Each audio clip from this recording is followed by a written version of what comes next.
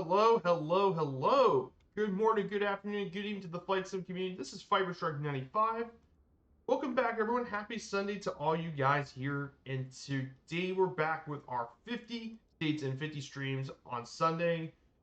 Day 7 of our trip. And we're here at the old line state of AKA Maryland. So, Maryland's definitely a really interesting state because, for one, it's the bridge between the Mid-Atlantic in the Northeast United States. Got a really unique history. Oh, so really cool history. It's also very unique in the fact that unlike other states in the country, it's got a rich history into its geography, from mountains to plains to coastal beaches. The state really has a bit of everything. So I hope you all had a great weekend so far. I hope you all had a great weekend and enjoying yourselves for today. So before we get started, I want to say hello to the chat. I want to say hello to all you guys in chat. Good to see you. Welcome on in, everyone. So, here's our flight plan for this morning stream here on Sunday. So we're here at Greater Cumberland Regional Airport, Kilo Charlie Bravo Echo. From there, we'll head north into Cumberland, Maryland. Then for Cumberland, we'll make our way northeast, and we'll make our way to Hagerstown. We'll fly over where they built the old the flying boxcar from Fairchild. So we'll fly into Hagerstown. Then from there, we'll make our way over to the Antietam National Battlefield, where they battled one of the more important battles of the early Civil War, Antietam. And then we'll make our first stop here, the city of Frederick. We'll make our way to Frederick at Frederick Municipal. Then from there, we'll head east, and we'll make our way to the city of Baltimore, Maryland. We'll check out Baltimore for a bit. We'll fly over the historic city and downtown before making our way we'll make our way through downtown Baltimore, fly over some of the sporting venues, harbor, and of course, we'll fly over Fort McHenry, which at one point used to be a national park, believe it or not. Then from there, we'll head our way down, we'll pass through Fort Armstead, then make our way down to Annapolis, which is the capital of Maryland and home to the U.S. Naval Academy. So we'll fly over there and make our second stop at Bay Bridge Airport. Finally, from there, we'll make our way down southeast. We'll make our way to Easton, Salisbury, and then our final stop at Ocean City, Maryland. Check out Ocean City and make our way here at Ocean City Municipal. So that sounds like a pretty fun little flight plan here. And we get to explore a bit of Maryland. Like I said, this state's got everything. So before we get started, I do want to get some information about our airport for today, where we're starting at Greater Cumberland Airport. This airport provides local transportation in the Cumberland area of Maryland. This little airport here is a public airport. It's located in the Botanic Highlands, West Virginia. It's actually a Maryland airport. No major airlines fly here. However, historically, it was used for autocross events. But it mainly had service back in the 60s to Baltimore, Pittsburgh. However, nowadays, there isn't really any airline travel. So,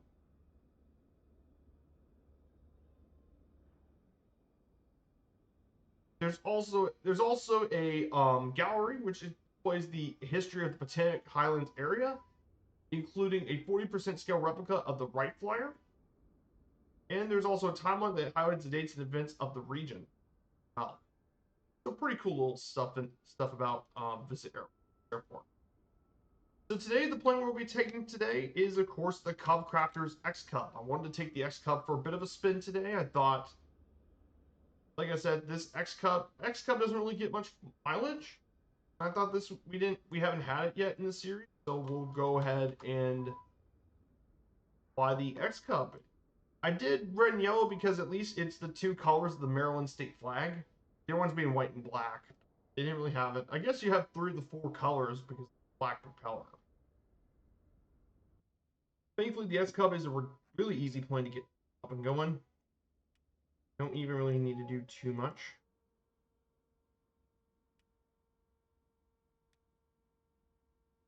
Not really much.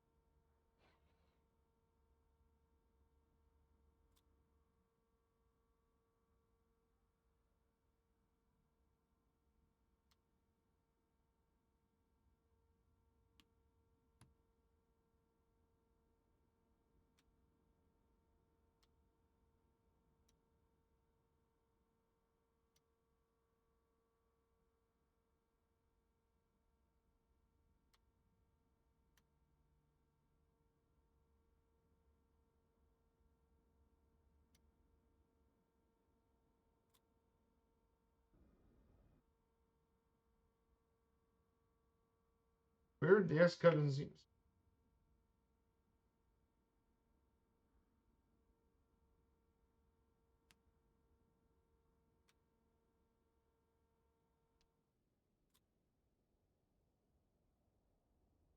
That's weird, the S-Cub doesn't seem to start.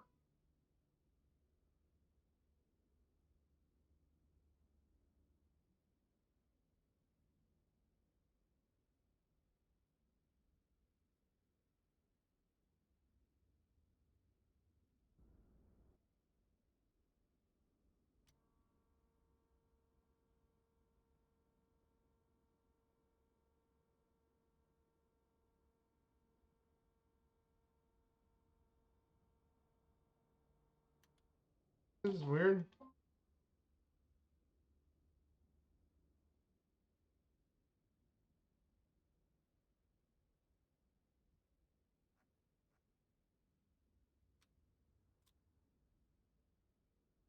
Weird, this X-Cub not...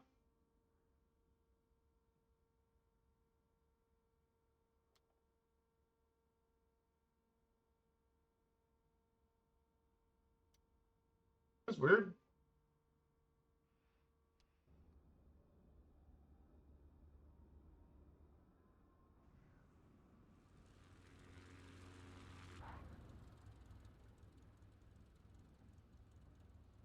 Sorry about that. I think that's a surefire way to get this thing working.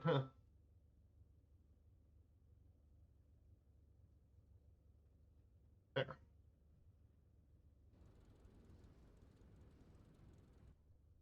Okay, that's how it works. Apparently, I have to slew this thing up there.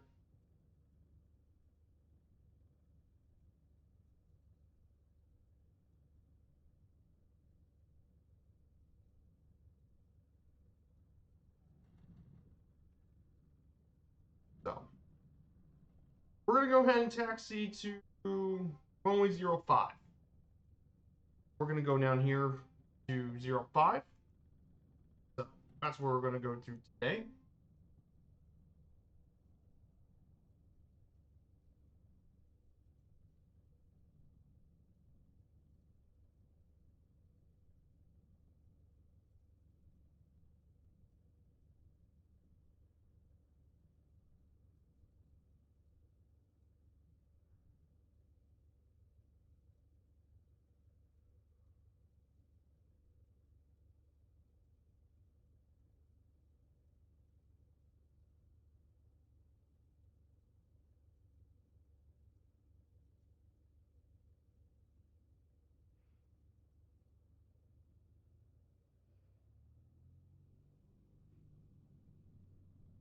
So, we're going to be flying over Cumberland first.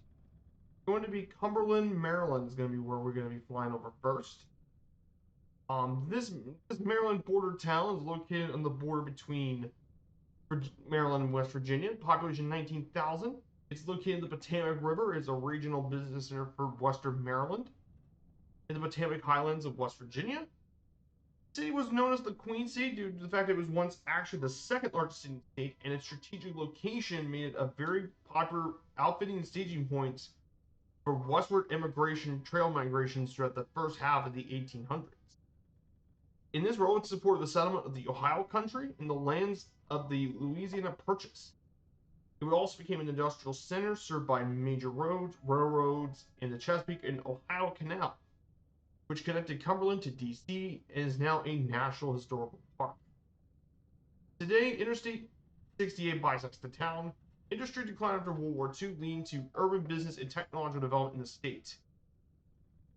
To be concentrated in the eastern cities. Today, this city is actually one of the poorest in the United States, ranking 305th and 318th. So it used to be a lot richer, but nowadays it's not so much. So, pretty important stuff about Cumberland, Maryland.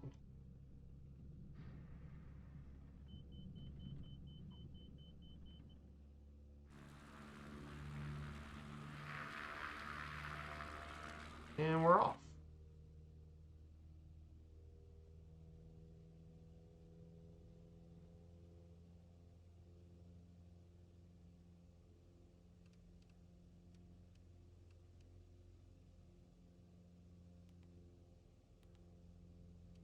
For this one, we'll head to 3,000 feet.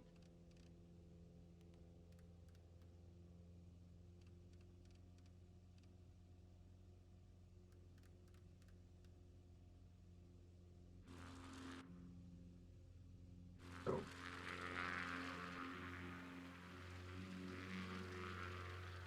here's Cumberland, Maryland.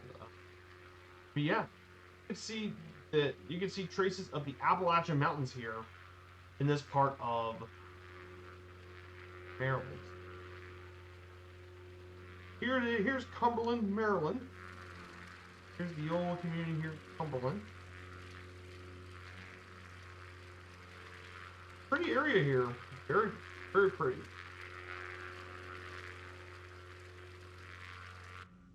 A lot of people kind of forget this. So, once we get up to we'll fly around Cumberland for a bit and just explore the city.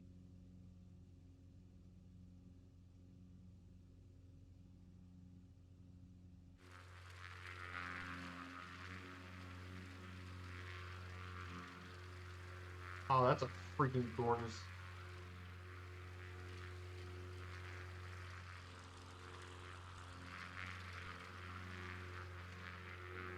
Oh, that's a freaking gorgeous shot.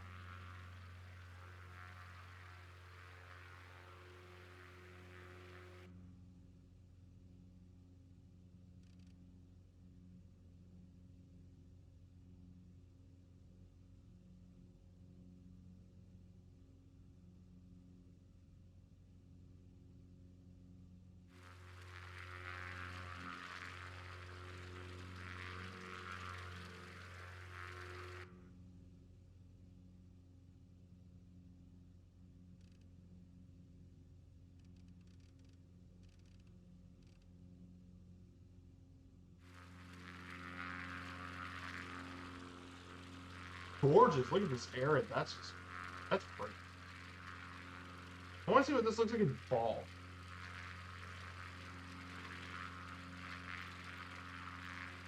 Oh, yeah. This is what it looks like in fall, by the way. Ah, look at the fall colors, man.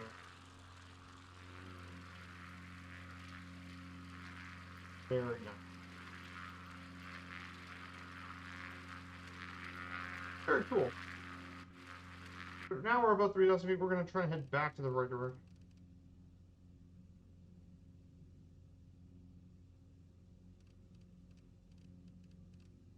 Now we're going to get this back to the right direction. 96. Alright, guys. So now we're about 3,000 feet. We just flew over Cumberland for a bit.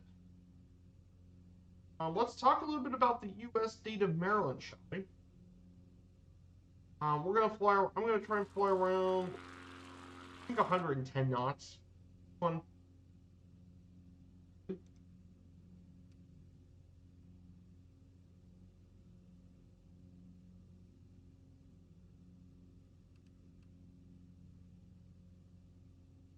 So the U.S. state of Maryland, or you guys want to know more about the old line state. So Maryland, for you guys that don't know, this mid-Atlantic state is bordered by Virginia to the south, West Virginia to the west, Pennsylvania to the north, Delaware to the east, and then in Washington D.C. to the southwest. It's the ninth smallest state with a total of 12,407 square miles, and its population of 6.1 million is the 18th most populous state. So as a result, this is actually the fifth most densely populated U.S. state. In addition to this as well, Maryland is also, its capital is Annapolis, while Baltimore is its most populous city. It's got a long history with the Native Americans. Of course, Maryland was one of the few places that was actually founded as a Catholic haven for Catholics, as it was founded by a Catholic convert. It had a long history with tobacco, and of course, a lot of enslaved Native Americans, and more. But Maryland right now is one of the has the highest median household income of any U.S. state, as well as its diverse economy between manufacturing, retail services, higher education, technology, defense. It's one of the most multicultural states, as 1 in 6 states where non-whites are majority population. And it is one of the most geographically diverse states in the region, because the fact is you have hills, plains, beaches, and more. That's why it's called America in miniature, because it combines elements from multiple regions. So Maryland, very diverse culture and very diverse in both history and culture.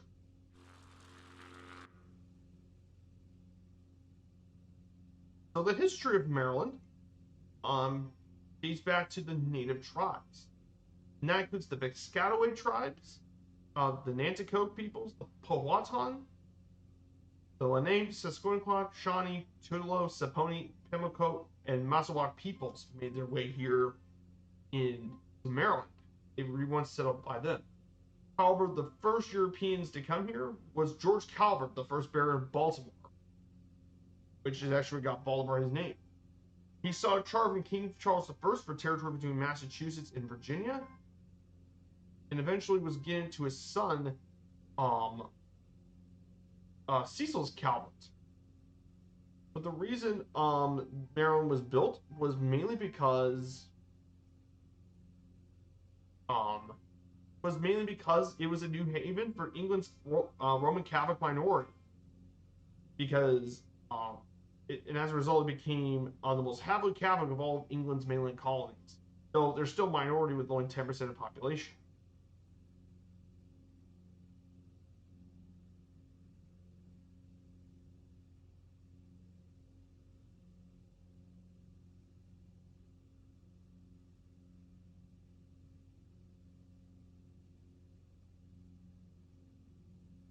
But during this time, unfortunately for a lot of Catholics, well, you see, there was a lot of conflict that happened during the Royal Charter. And during this time, it was Clearborn England's rebellion, and they often plundered a lot of Maryland, captured a lot of the Jesuit priests here, and imprisoned them and sent them to England.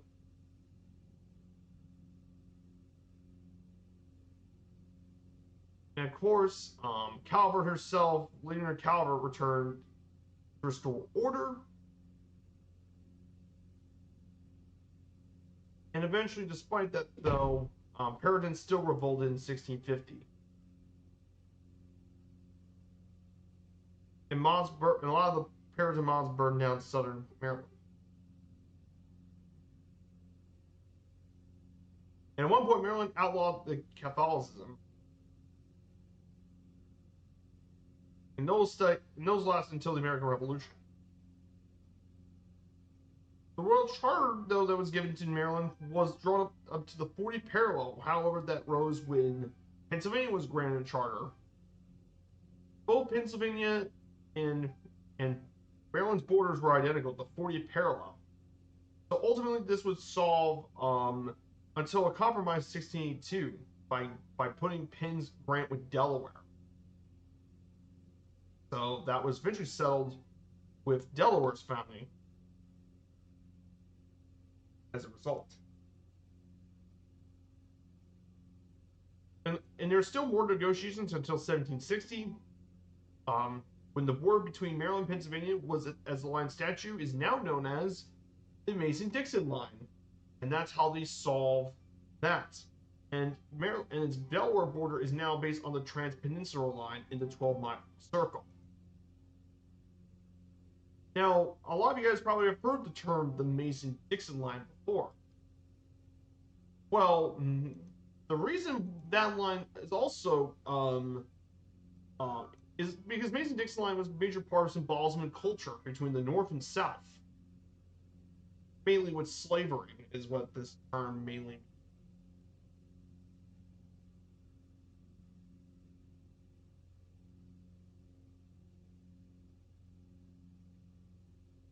means. During the 18th century, most English colonies arrived in Maryland as indentured servants and had to serve as terms as labor to pay for passage. In the early years, the lines between indentured servants and African slaves were fluid, and many white and black laborers even lived and worked together to form unions, which is pretty unique among that time compared to that of other colonies. And as a result, mixed-race children were considered free. And Maryland was also one of the 13 colonies that revolted against British rule. And near the end of the American Revolution, Maryland became the last and 13th state to approve the Articles of Confederation. In 1781, they were the last state to approve the ratification. However, with the U.S. Constitution, it became the 7th state to ratify. It also was the area where Washington, D.C. was made around Maryland. It was just made outside of Maryland from land donated by Virginia. They donated. Washington, D.C. was built from land from Maryland. There's that too.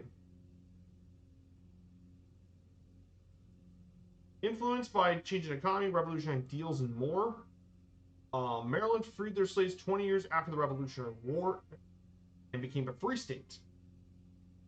The free black population reached to 14% in 1810. It was abolitionists like Harriet Tubman and Frederick Douglass were born in Maryland during this time as born slaves. Also notable in American history would be on the War of 1812 when the British military tried to capture Baltimore, which was protected by Fort McHenry.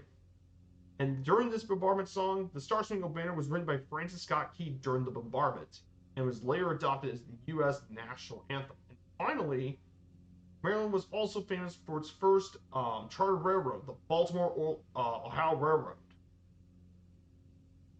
It went from Baltimore to Ellicott City. And later it became the first railroad to reach the Ohio River. Pretty cool. During the American Civil War, Maryland remained with the Union due to demographics and federal intervention. And Thomas Hicks, who was the governor at the time, helped ensure the election of a new pro-Union governor. As a result, it remained firmly in the Union. 115,000 Marylanders joined the military during the Civil War, and most joined the Union Army, while the remainder were Confederates. And one of the largest and most significant battles in the state was, of course, the Battle of Antietam in 1862. Although it was a draw, it was considered to be a strategic Union victory and a turning point of the war. And we'll be flying over the battlefield pretty soon, and we'll talk a little bit about it. In the post-Civil War world, there was a brand new state constitution abolishing slavery, and Maryland was first recognized as a free state, followed by constitutional amendments that granted rights of free men. It extended suffrage to all non-white males. Though the Democratic Party did regain power from the Republicans, and Democrats devised means of disenfranchising blacks through intimidation and voter fraud by constitutional amendments and laws. However, Blacks often resisted their disenfranchised efforts, and many of them were involved in Republican coalitions. However, compared to other states, they were better represented before and after the Civil War, as many of them were free to begin with, and with high literacy rates. There was racial segregation in Jim Crow laws, but they still resisted it. During the Industrial Revolution, Baltimore grew massively as a city due to its seaport and good railroad connections, as well as many manufacturing businesses were established, and had some famous citymen too. Now, of course, during the Progressive era of the early 19th century, brought a lot of reforms, including some major pieces of reforms, such as standard issue ballots, obtain closed voting booths, initiate primary elections.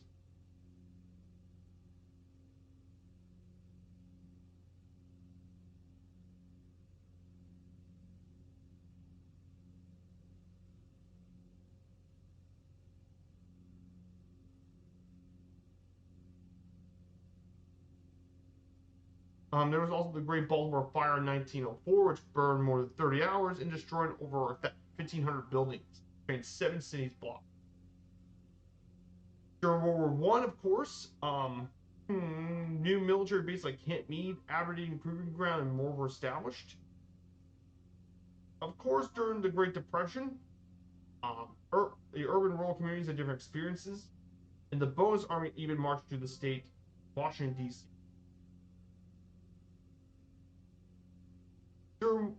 Once again, World War II, Baltimore was a major center for World War II, mainly Bethlehem Steel's Fairfield Yard, and of course, Glen Martin, which produced a lot of military aircraft.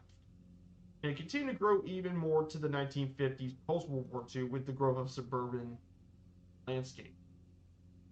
Maryland's regions also received a lot of changes. While manufacturing declined, it became more to services and moved on from work and economy to more services. So that leaves us with Maryland's history. So yeah, that's a bit of the history of the U.S. state of Maryland that we're covering here today. That's the U.S. state of Maryland.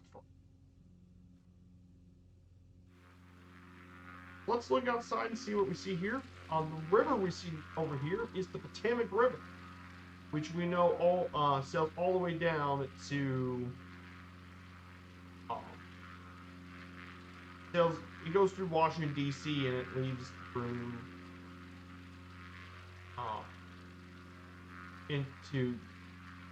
into the Chesapeake Bay.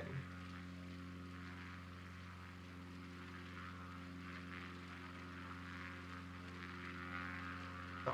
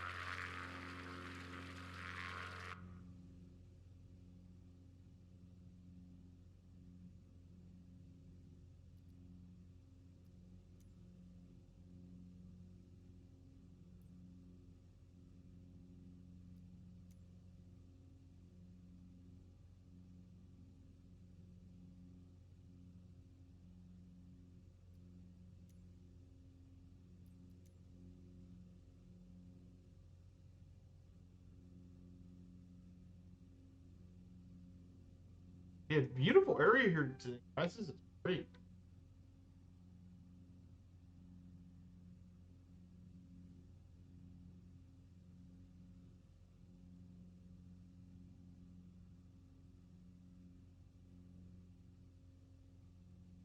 Yeah, I do like flying the good old X Cup. Very nice plane food.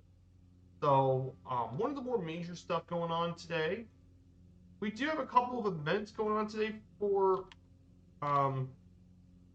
some sport events today. Today is the championship games for the NFL, so I'm hoping the Commanders and Bills win. That would that would save us from having years of that would save us from the years of misery.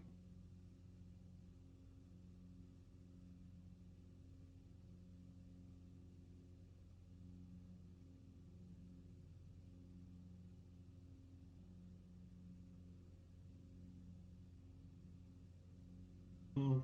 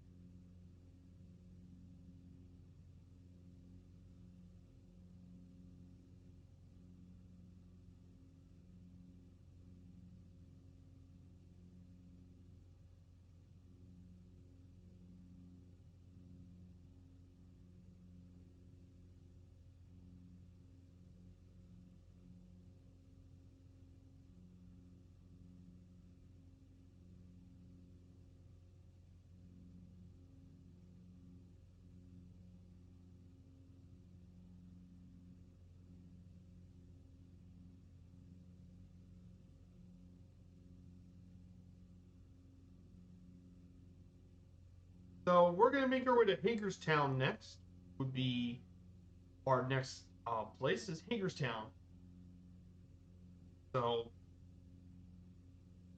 we'll be coming up to Hagerstown very shortly.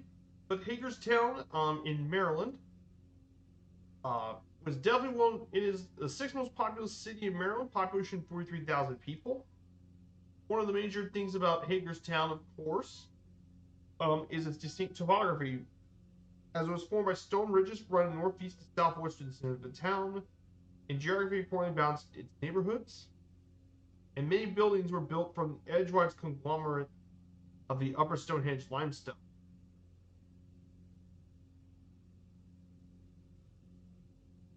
Despite its semi-rural setting, it's actually the regional center for transit and commerce, thanks to multiple railroads and highways, as well as the regional airport as well. Of course, Hagerstown is known as the hub city, and that's because it's a major hub city for regional transport. This city was well known for its place during the Civil War, mainly because it's bordered between the North and the South, and was used in multiple campaigns. However, the reason Hub City came to be was for its railroad history with the Western Maryland Railway and um, an important city on the Pennsylvania, Norfolk and Western, and Baltimore, Ohio Railroad. It's still vital for railroad transportation even for this day.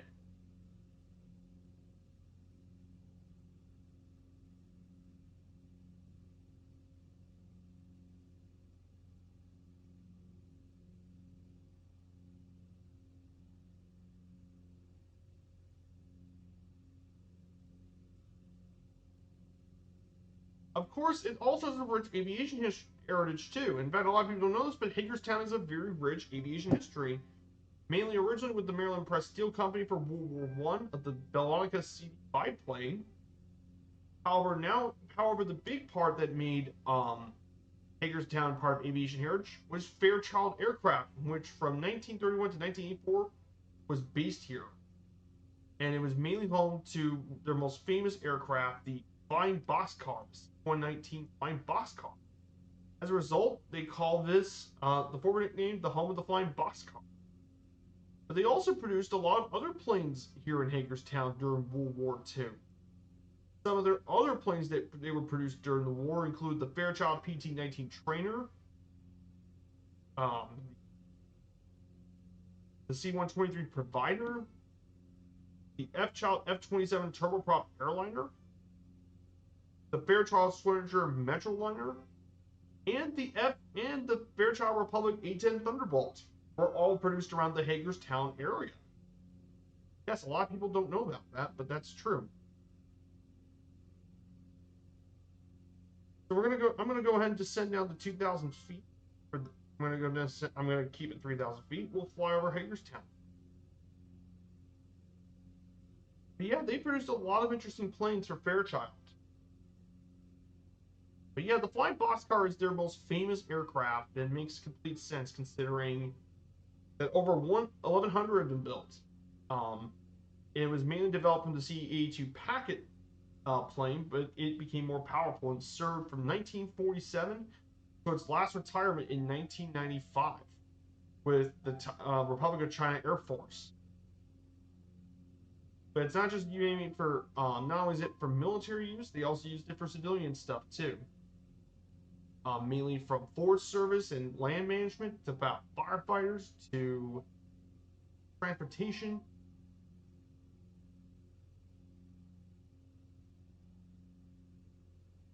And it's been featured with many operators: U.S., the Belgians, Canadians, Ethiopia, Taiwan, France, India, and more.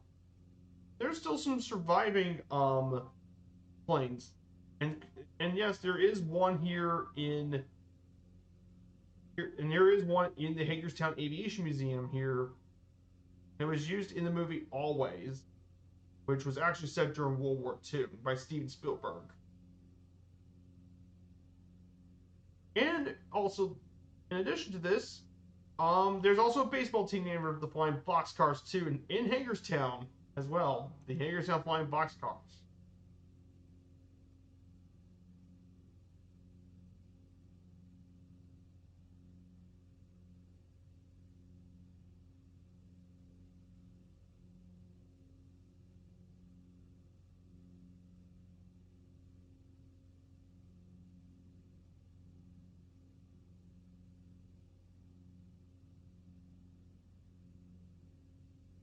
Pretty cool stuff. So here's Hagerstown. Here's the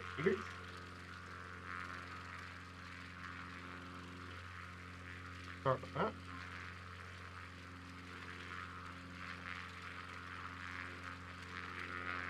Beautiful Maryland here. This is where they produced the Flying Boxcar. Yeah, very cool aircraft that plane is. These bad boys can cruise up to 170 knots, range of about 1,500 nautical miles, with a 5,000-pound cargo load, and it can go up to nearly 24,000 feet up. And there is an aviation museum that contains many of the Fairchild aircraft. Stuff.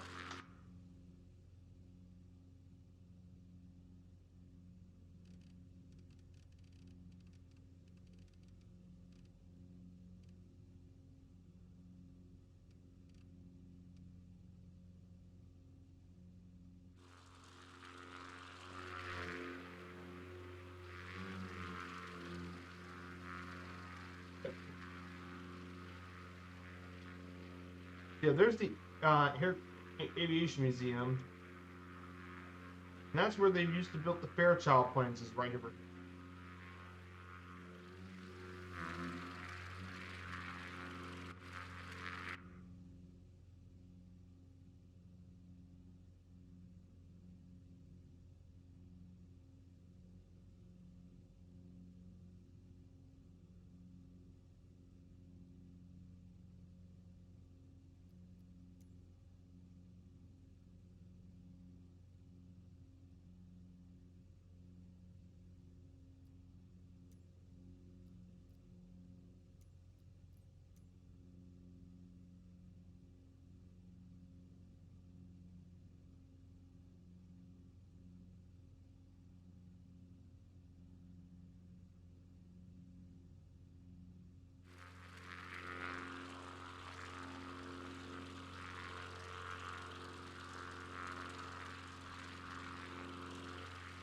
So, of course, after we get past Hagertown, we'll actually continue on.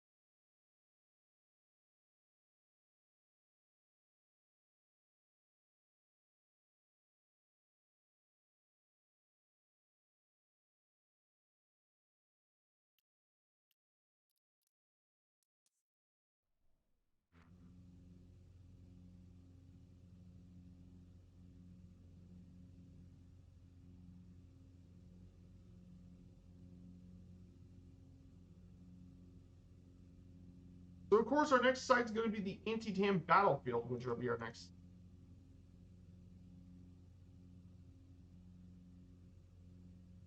Now, of course, I do have some background about Antietam Battlefield. So, the battlefield we're going to be plunged next is the Battle of Antietam, which is going to be, it's also known as the Battle of Sharpsburg in the South. This American Civil War battle took place on September 17th, 1862, between well-known Confederate General Robert E. Lee and his Northern Virginia Army and Union Major General George B. McClellan's Army of the Potomac.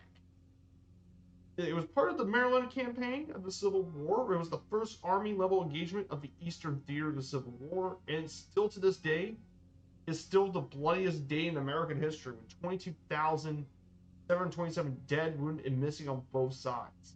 Though the Union did suffer more victories, suffer more casualties than the Confederates, this was a major turning point of the war for the North. And the reason for that was because, and why this was significant, is because it held off the Confederates, forcing him to retreat.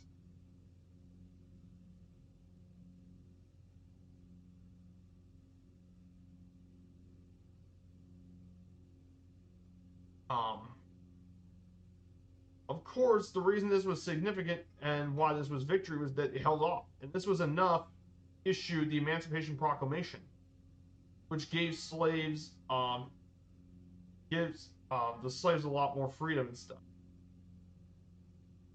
And in fact, this battle also played a role in dissuading France and Britain from recognizing the Confederacy.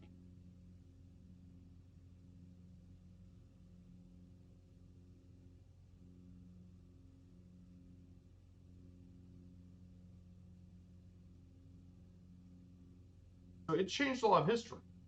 Of course, you can visit the National Battlefield as well, which features the National Cemetery for those people who died during the war, as well as graves of veterans of the Spanish-American War, both world wars in Korea.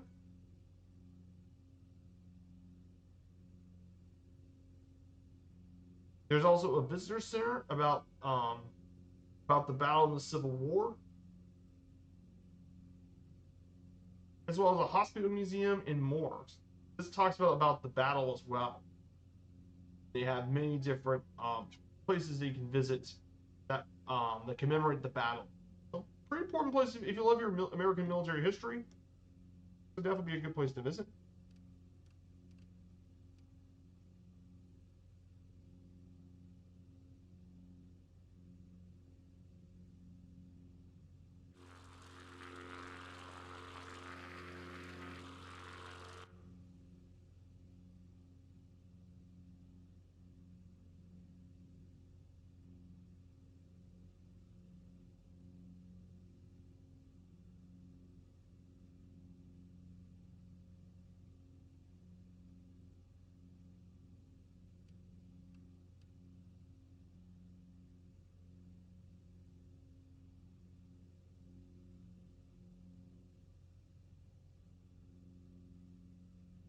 Also to our right is the Chesapeake, Ohio, and Ohio Canal National Historical Park, which talks about the Chesapeake and Ohio Canal, which connected Maryland to the Ohio River. It became a much important river trade network. Wow.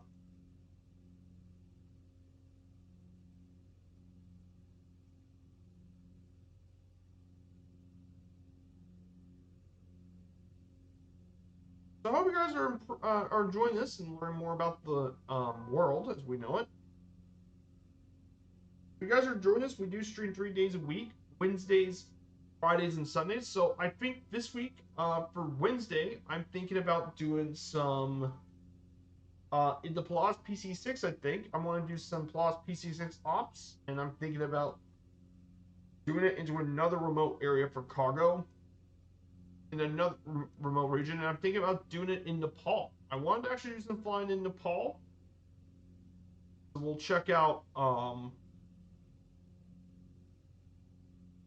So I'm thinking about flying in Nepal. So we'll fly to some of the interesting bush destinations in Nepal, flying some of the most remote areas of the region. So flying from, and we'll fly our way to Lukla. So we'll fly to Lukla, to Pokhara, Kathmandu, and Lukla. That's where we're going to be today, and we'll be flying near Everest. So I think that's what we're going to be doing. We're going to do some trips in Nepal.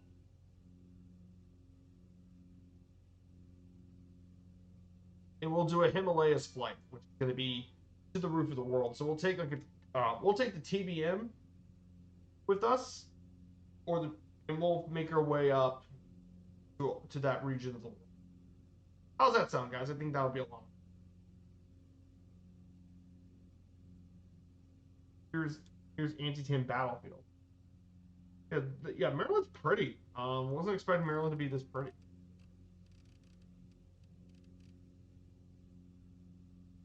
So of course our next stop is going to be at Frederick, Maryland. Frederick will be our next stop.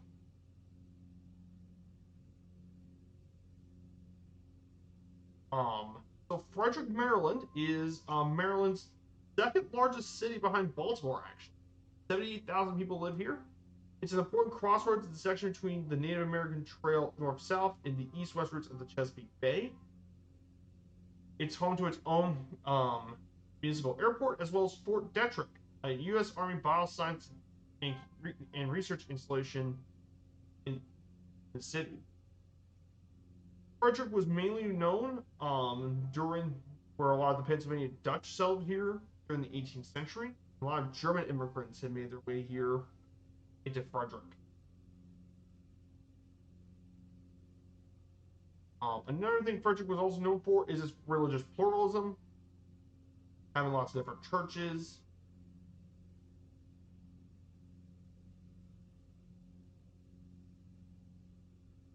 And it also has become one of the nation's mining counties. Lots of mining, particularly gold, copper, limestone, marble, and iron. So it was a very important area as well, and of course it had easy access to the Chesapeake and Ohio Canal. Built operations from 1831 to 1924. And it's a railroad hub too. But of course this city became most important for the Civil War, as it was briefly Maryland's capital city, and it was a major crossroads during the American Civil War. A lot of slaves escaped through and from Frederick, and many of them worked during their freedom as well, especially for medicine and stuff. There's even a Civil War medicine.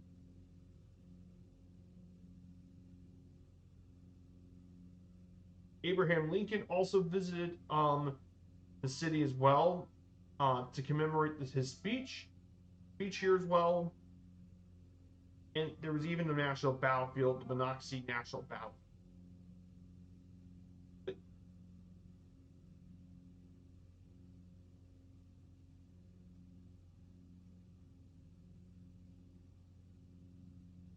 And also this area around here is Camp David, is also around this area too. Which is right around this county is where you can find Camp David.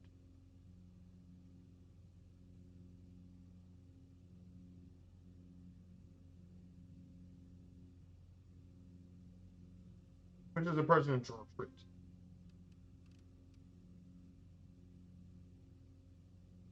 But yeah, Frederick is a little important areas here as well. It's known over its clustered spires, skylines are also a major part of it. And it has its own municipal airport, which is mainly used for general aviation. But it was featured in pop culture in the 1996 action film Executive Decision, starring Kurt Russell. So it was actually filmed in Van Nuys.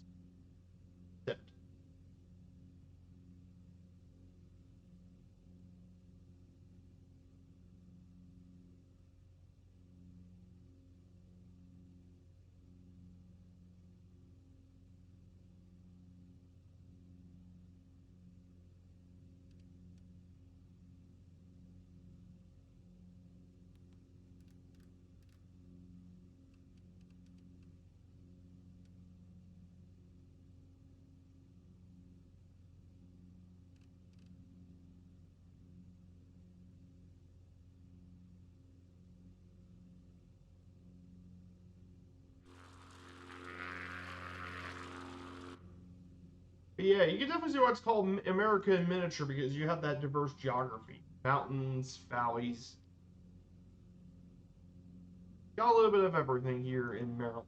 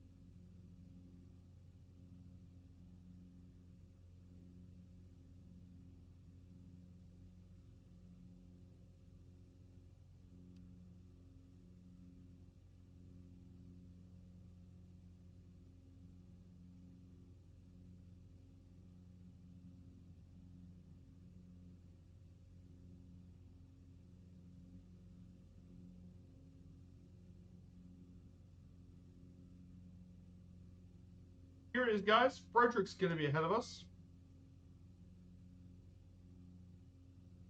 We'll land at runway, we'll land at runway 12.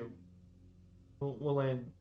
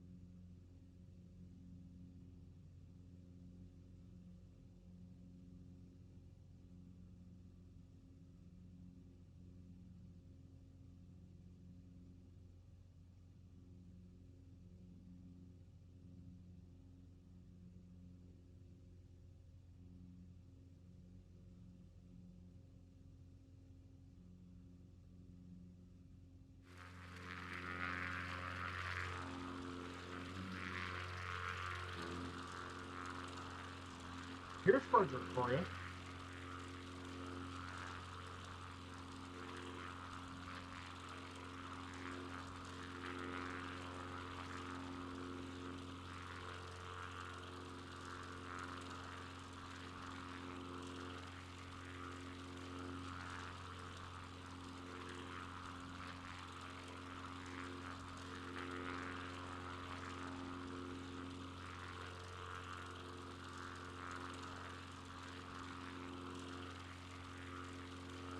Here's Frederick. We're going to go ahead and flight director off. Prepare for the landing here.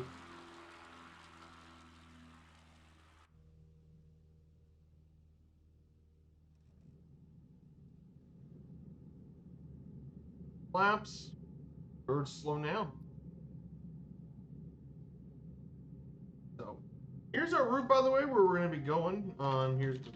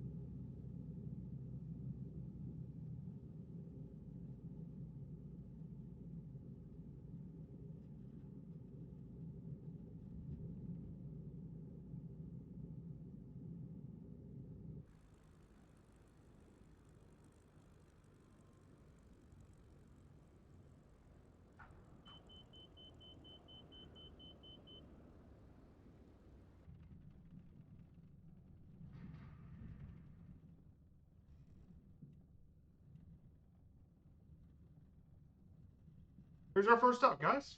Welcome to Frederick.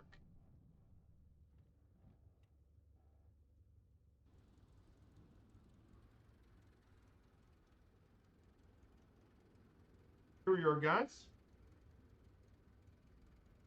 That's our first stop here in Frederick here.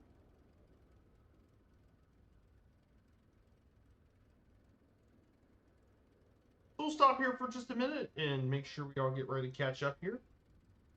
Our second leg will be a bit shorter, but we'll fly over Baltimore and all that.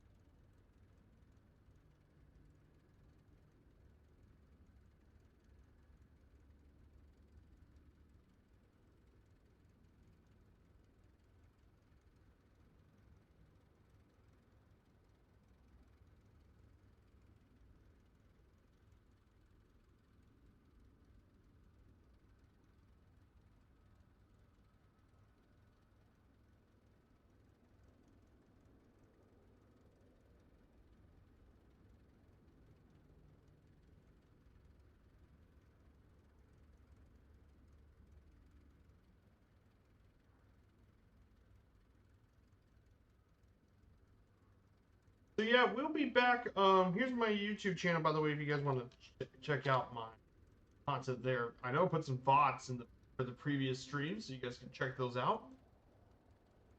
Yeah, I had a good weekend. Yesterday was nice. I did have some. I did had some birthday dinner as well.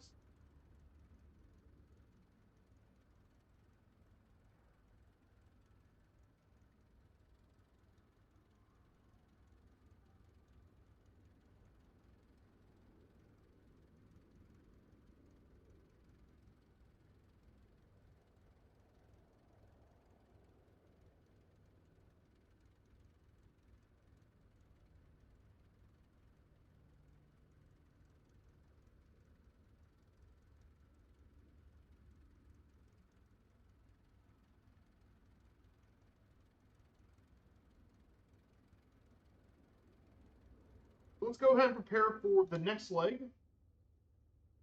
as we get ready for leg number 2.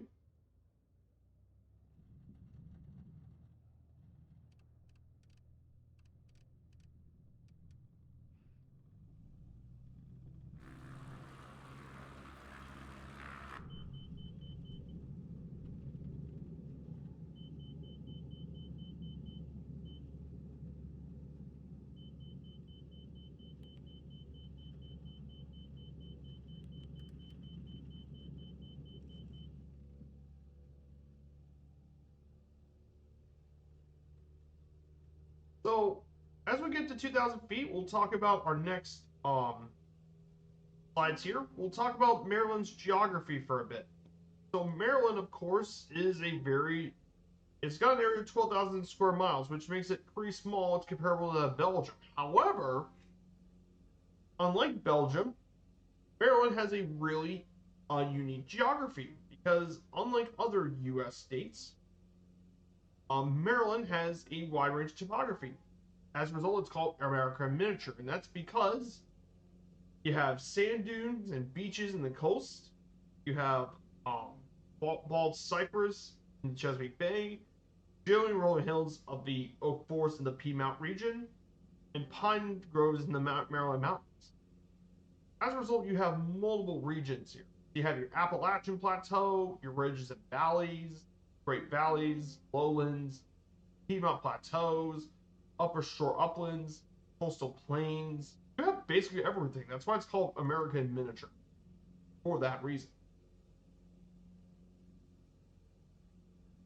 The highest point in Maryland is 3,360 feet at is Hoy Crest on Backbow Mountain in southwest corner of Garrett County with the West Virginia border.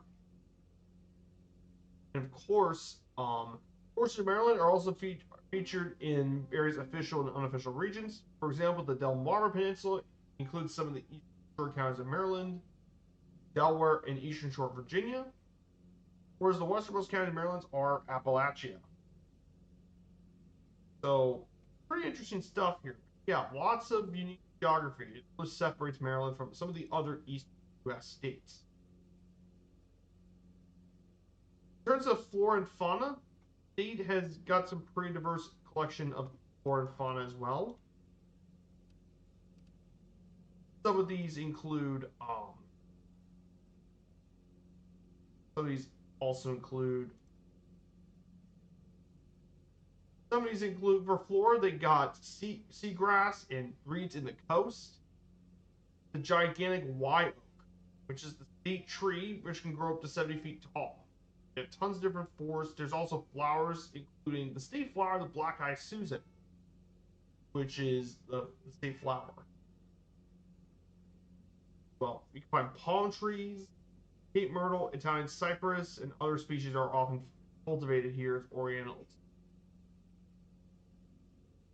And then, of course, in terms of fauna, of course, there's white-tailed deer, as well as black bear, bobcats, foxes, coyotes.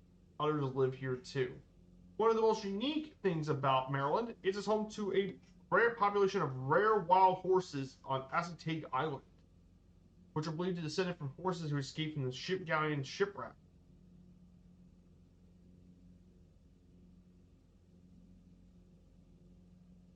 As a result, There's also the purebred Chesapeake Bay Retriever, which was bred for this area during the 1800s and became a recognized breed. And most importantly, for reptiles, it's home to the Diamondback terrapin, which is now the mascot of the University of Maryland College Park, as well as the threatened eastern box turtle. And also the state's part of its own territory of the Baltimore Oriole, which is the state bird and the mascot for the baseball team. So it's got a unique collection of flora and fauna that live in this area.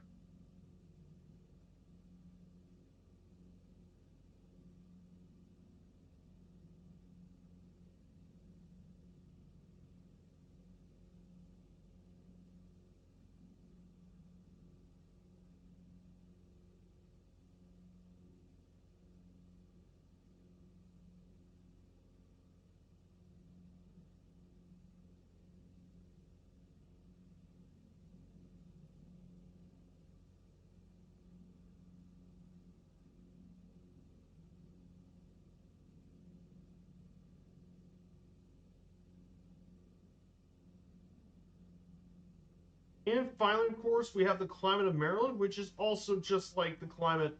There's like the geography is quite diverse due to its elevation, proximity to water, and protection from colder weather. For example, eastern half of Maryland is on the Atlantic coastal plain with the humid subtropical climate, while the Piedmont region is um, more humid, and western Maryland is more temperate or more continental climate.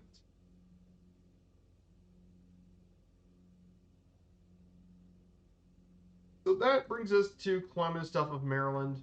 So that completes that part of Maryland. That takes care of the climate and all that.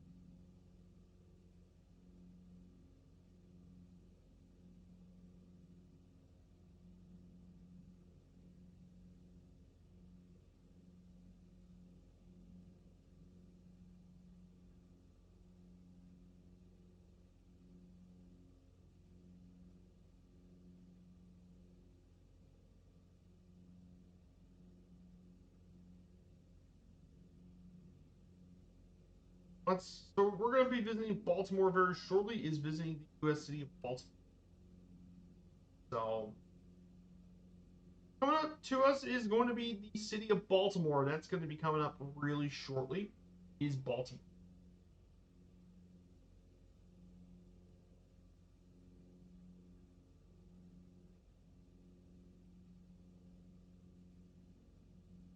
So we'll be covering that shortly. Just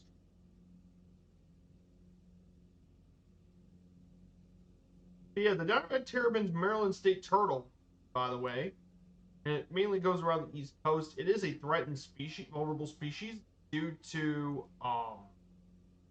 threats such as their turtle meat originally,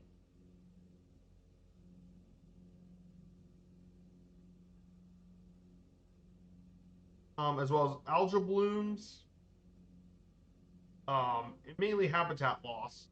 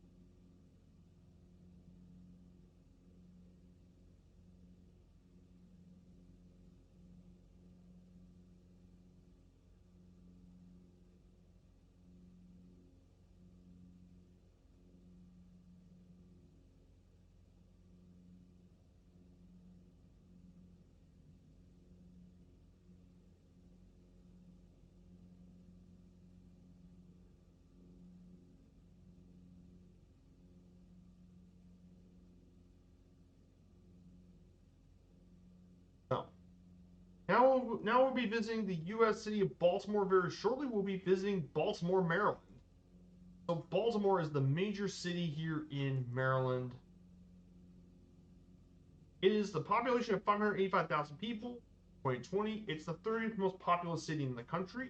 Metro area is 2.83 million, which is the 20th largest in the country. It's actually an independent city, so it's as a result, it's the largest independent city in the nation. Baltimore has been around since 1729, and it was founded and named after Cecil Calvert, the second Baron of Baltimore, who founded the of the province of Maryland. But Baltimore really grew as a city during the 19th century. Especially, it was well known for the Battle of Baltimore during the War of 12 at Fort McHenry, which this was where the Star Spangled Banner was written. It was also involved in some of the earliest violence of the American Civil War in 1801. But what really grew Baltimore as a transportation hub was the Baltimore and Ohio Railroad, the nation's oldest railroad. And of course, the Inner Harbor was actually also a leading port of entry for immigrants to the U.S. after Ellis Island. Nowadays, it's more of a service-oriented economy, and it's home to Maryland's two professional sports teams that play in Maryland, the Baltimore Orioles and the Baltimore Ravens. Also, Baltimore has a rich history of neighborhoods. Some of them include Fells Point, Federal Hill, and Mount Vernon neighborhoods. And Baltimore has more public statues and monuments per capita than any U.S. city. In fact, nearly 1/3 of all buildings are historic in the National Register as well. Baltimore is a city with a rich history and lots of culture. And there's a lot of them here. There's a lot of tourism areas too. Mainly the National Aquarium being the top tourist destination in Maryland, as well as Baltimore Harbor. You can visit the USS Constellation, the last Civil War era vessel, the USS Torsk, which has had more than 10,000 dives, and the last surviving U.S. warship in Pearl Harbor, WHAG 37. Other destinations include sporting venues, Fort McHenry, Mount Vernon neighborhood, Lexington Market, Horseshoe Casino, and more. And of course, has a really rich culture too. Between lots of its unique neighborhoods, rich immigrant history, beer making.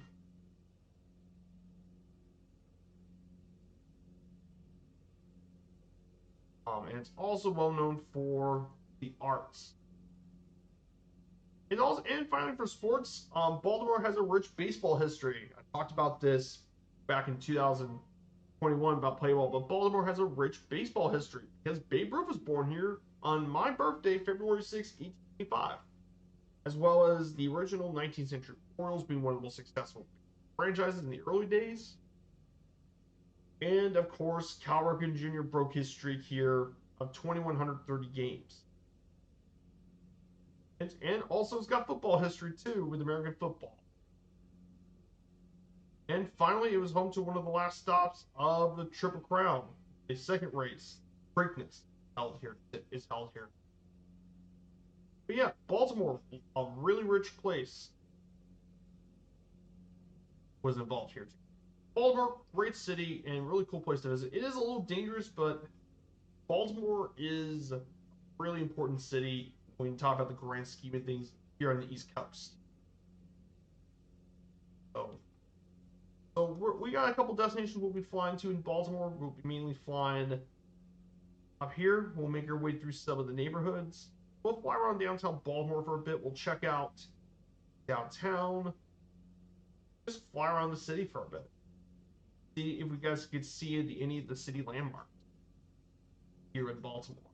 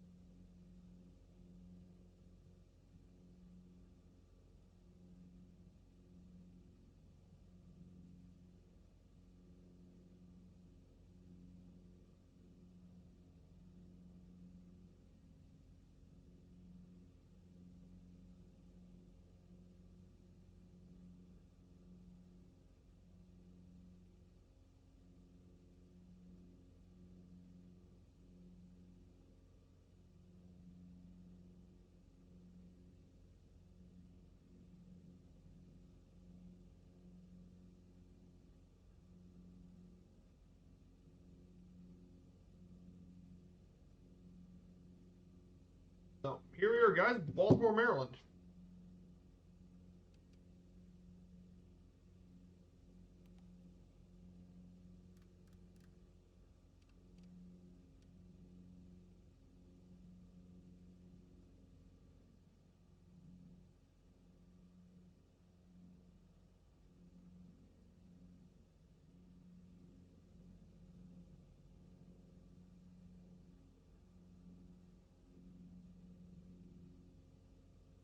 I'm gonna use the plane. So, guys, here it is, Baltimore, Maryland, guys. We'll take some bit of pictures, and we'll take some of the store stuff here in Baltimore for the Discord. I don't know if the Discord link's working, but here's the Discord.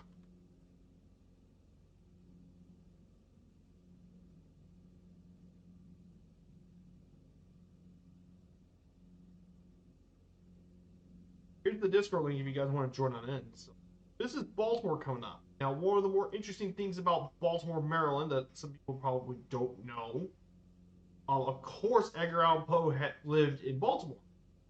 And several of his works were inspired during his time, most notably MS Found in a Bottle and Bernice. Also, F. Scott Fitzgerald published the short story The Curious Case of Benjamin Button, about a man who ages in reverse.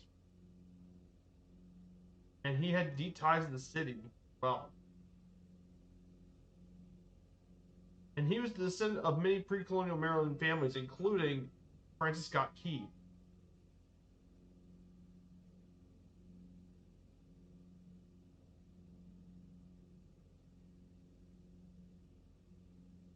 And of course,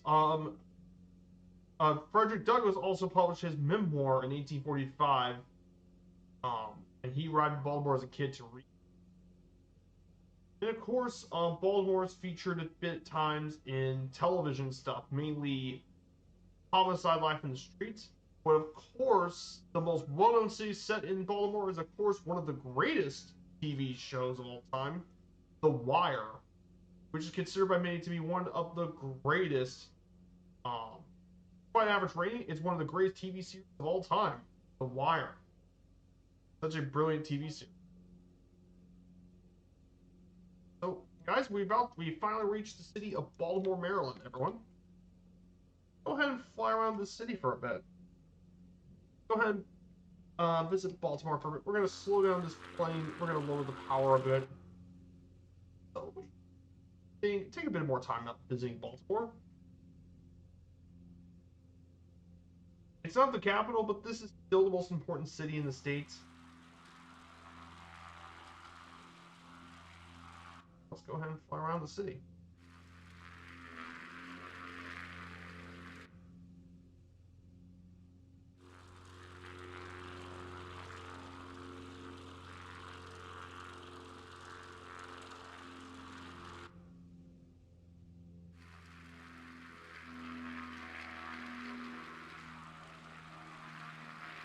So here's the two sporting venues. There is the Oriole Park, home of the Orioles baseball team. Here's M&T Bank Stadium, home of the Ravens of Lamar Jackson. So,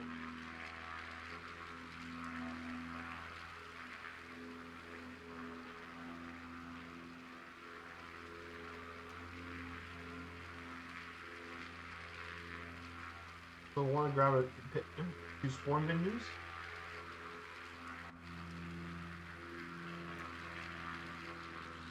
Here's the Baltimore Harbor. In this area, we can see the Natural Aquarium is down here. So Baltimore Harbor, definitely very well known here.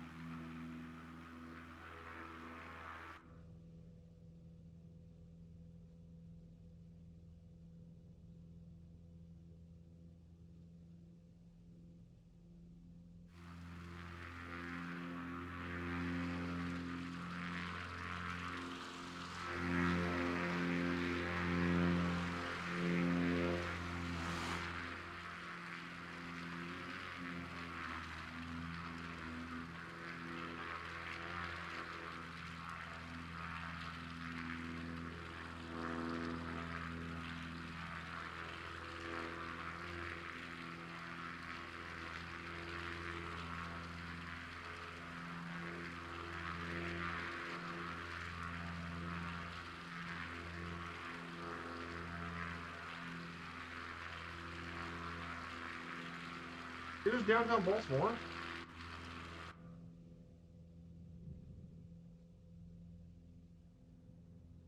Here's Baltimore, Maryland, guys. There's the old B&O warehouse. National Aquarium in the harbor.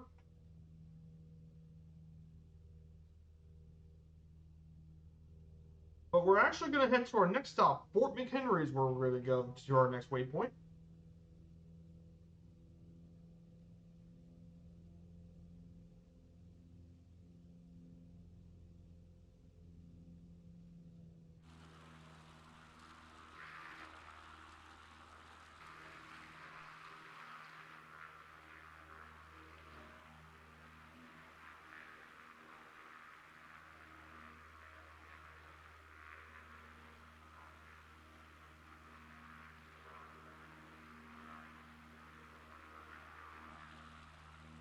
So you guys all probably know Fort McHenry. This is where the Star Spangled Banner was written. Also, fun fact, this was once a national park. It was one of the 7 former national parks of the United States following up.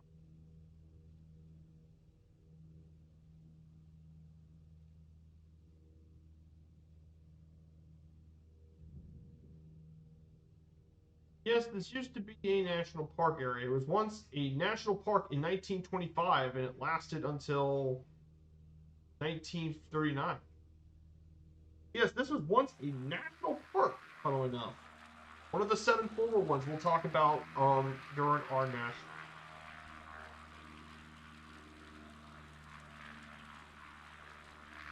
It is, Fort McHenry.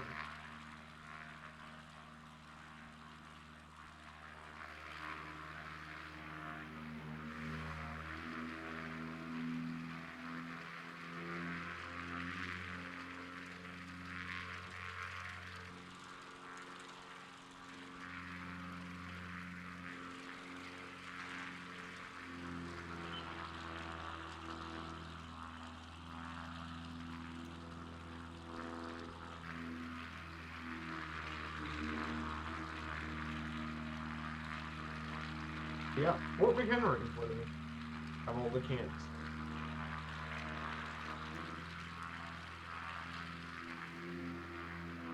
Here's Fort McHenry, guys.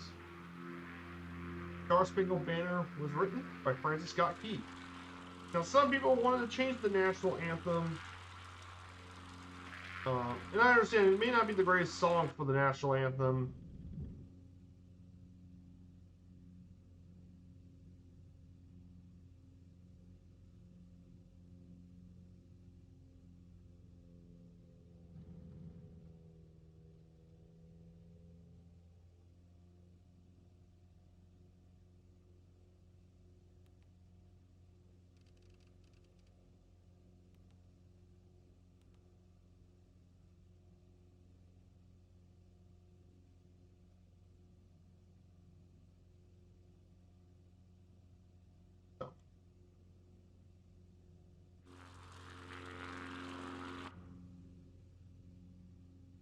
So we're now going to head up east and visit Annapolis, which is going to come up very shortly. So I want to talk about the other stuff about Maryland to cover next, which is going to be its economy.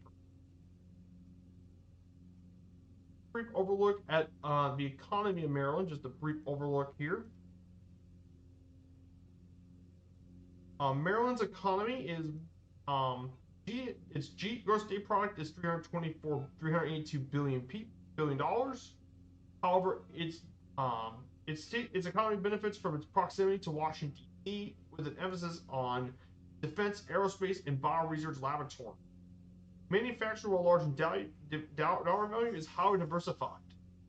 They include electronics, computer equipment, and chemicals make a big part of Maryland's manufacturing.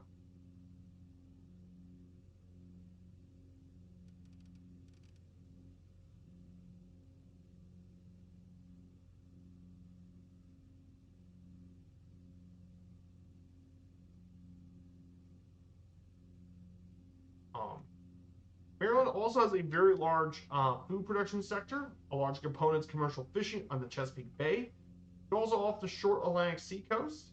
Some of those catches include blue crab, which of course you know Marylanders love their blue crab, oysters, striped bass, and menhaden. Maryland also has large areas of fertile agricultural land in the coastal and Piedmont zones. Although this land use is encouraged by urbanization, agriculture is often used for dairy farming, especially in the foothill and Piedmont area.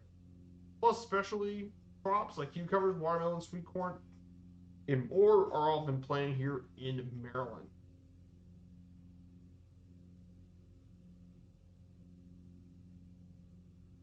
Are also big parts of its agriculture.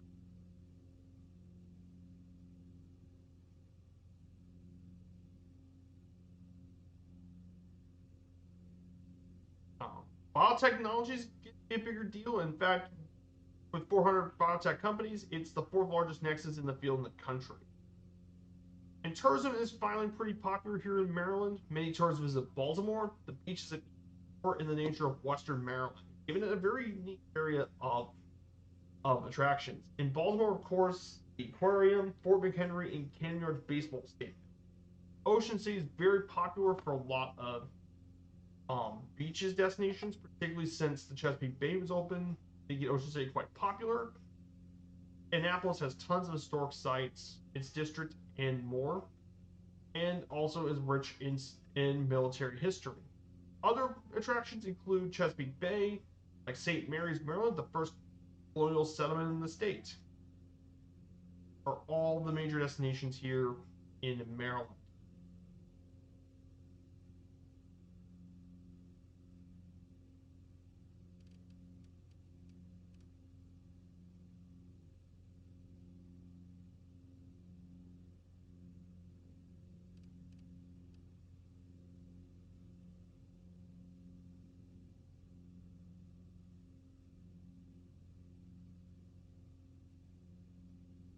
So,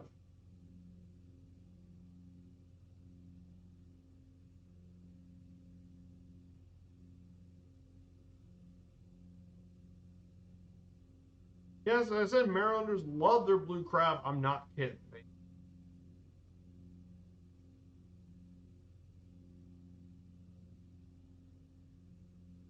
No, the reason is they absolutely love their crab.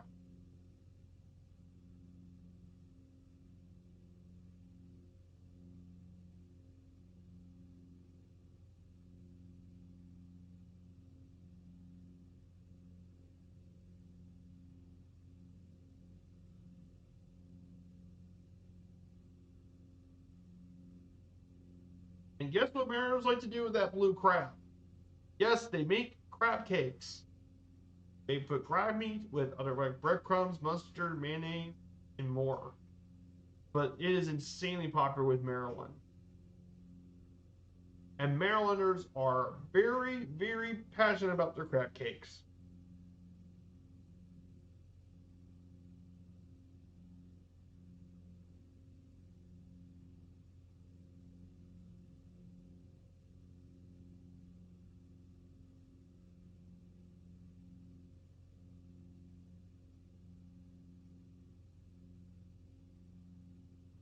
So, pretty important stuff about Maryland.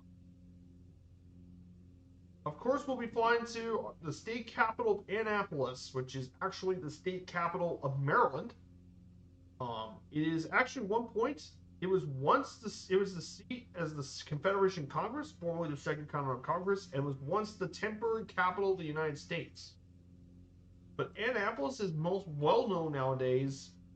Um, it was also where they ratified the Treaty of Paris, 1783, to end the American Revolutionary War. It was the site of the Annapolis Convention for the constitutional delegation the next year. But of course, the most famous part about Annapolis is it's where the U.S. Naval Academy was. It was established in 1845. That's where the U.S. Navy cadets train here in Annapolis.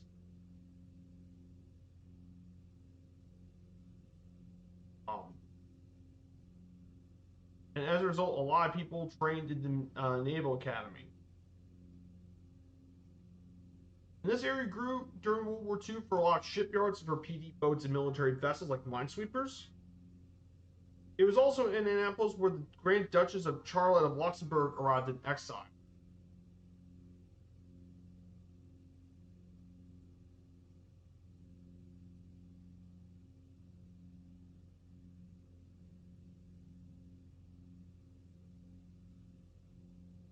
course, the U.S. Naval Academy is here, and you guys can visit they take a little bit of a tour of the U.S. Navy campus. But they got all sorts of sports complex, sporting venues, and more. There's a lot of different alumni here too, from 50 U.S. astronauts to a U.S. president, and Jimmy Carter was one of the most famous alumni. Even sport athletes like David Robinson and Roger Staubach were all Navy graduates, and they played sports too. But lots of very famous, a lot of very famous people who've been part of the U.S. Naval Academy. And of course, if you ever watch college football, you know Army and Navy don't like each other. They play in the Army-Navy game, one of the greatest rivalry games in the sport. And it's still, despite all the realignment and stuff, you're still going to have Army versus Navy. And obviously, if I had to pick one Navy football player to talk about, it's Heisman Trophy winner Roger Staubach. He did serve in the U.S. military before playing the NFL.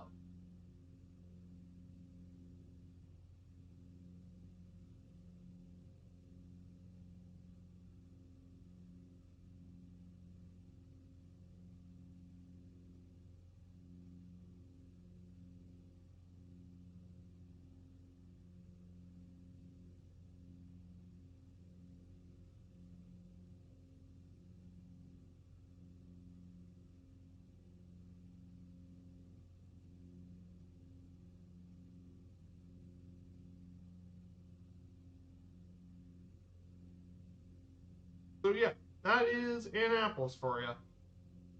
Here in Annapolis, Maryland. So we'll be flying over Annapolis. We might get a chance to see the Naval Academy here too.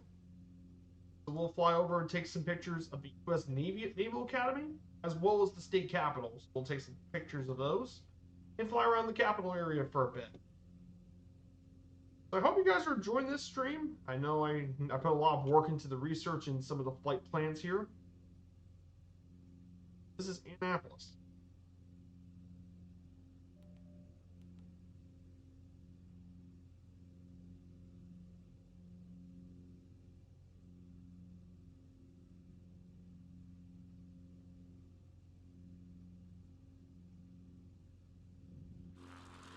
Here it is. Here's the U.S. To our right, you can see the U.S. Naval Academy. Here's Annapolis for you.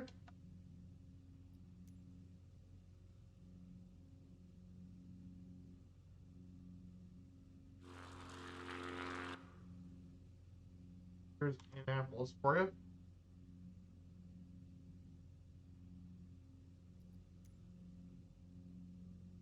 Here's the U.S. Naval Academy. Here's some of the venues here. There's an arena here. Center of this area here in Annapolis.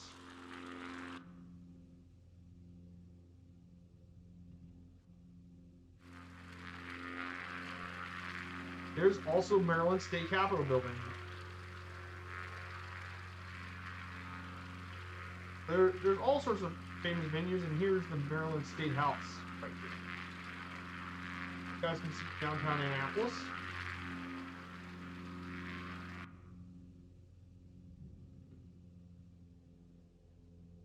Briefly, this.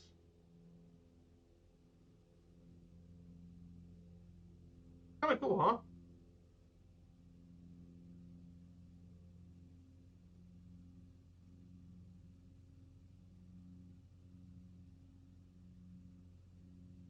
Yeah, really cool city. Little old Annapolis. Of course, you can actually visit the U.S. Naval Academy. You can pay a visit. You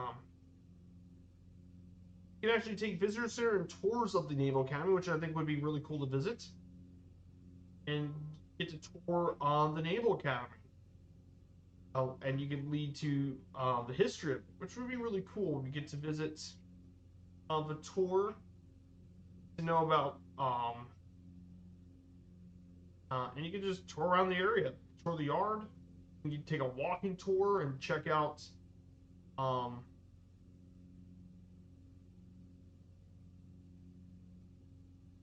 you get to learn more about the U.S. Navy, which I think would be really cool. Like I said, this place has got a lot of rich history.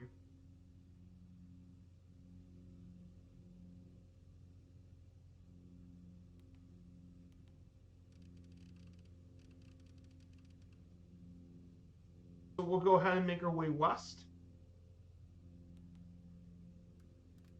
And we'll make our way to our second stop at Whiskey 29, Bay Bridge Airport. Just on the other side of the Chesapeake Bay. And we'll be on the other side of the Chesapeake Bay, so on the other side.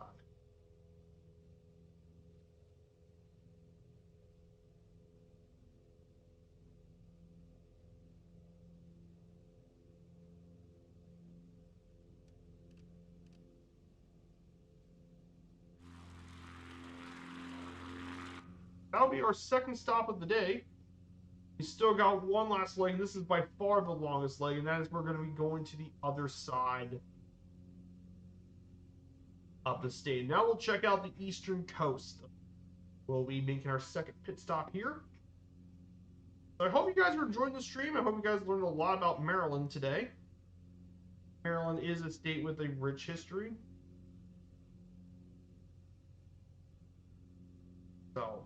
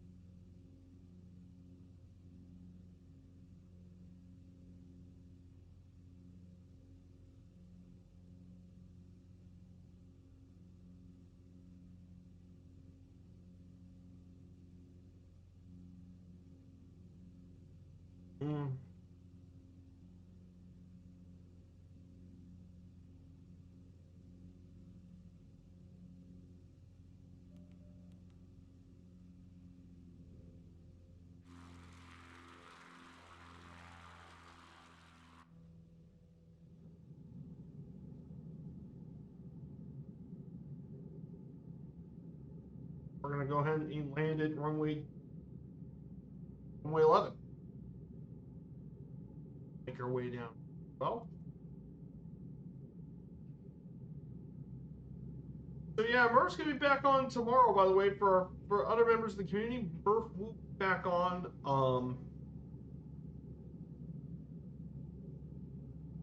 Murph will be back on tomorrow. He'll be finishing up the Vietnam series, so he'll be finishing up, taking over for Vietnam. From then to Hanoi and then to Ha Long Bay. So should be a beautiful stream. So he'll be back on Tuesday. And he'll also be doing on Tuesday. He'll also be back doing another Arrow Hall stream on his channel. So he'll be back on again later.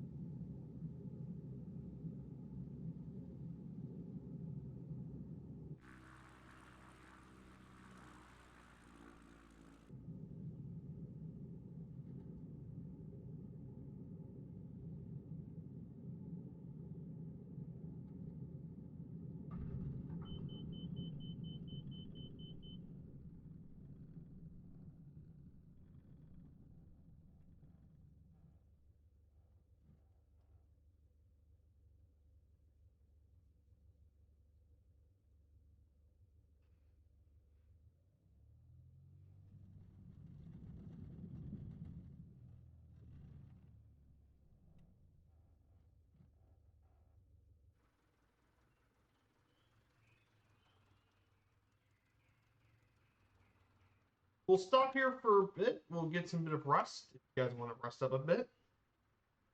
But welcome to Whiskey 29, just outside of Chesapeake Bay. Of course, we have one final leg left to go.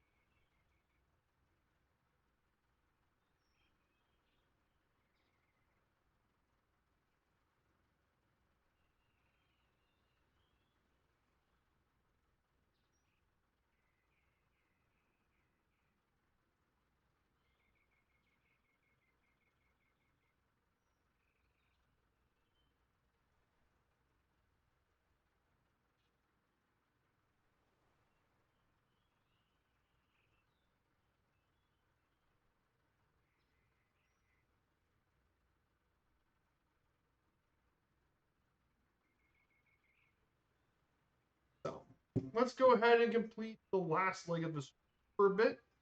Let's make our way across the eastern half of the state.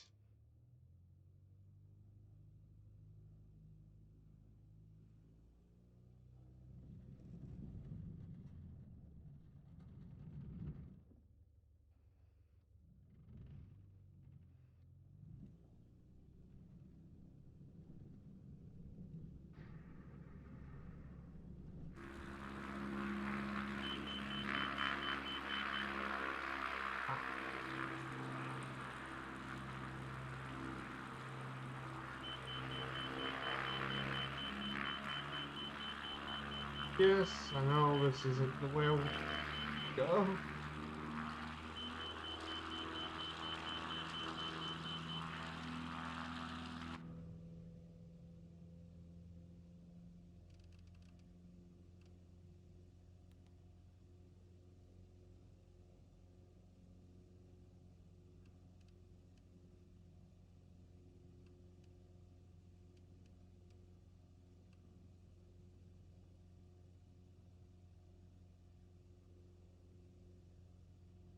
Yeah, not the way I wanted to do the takeoff.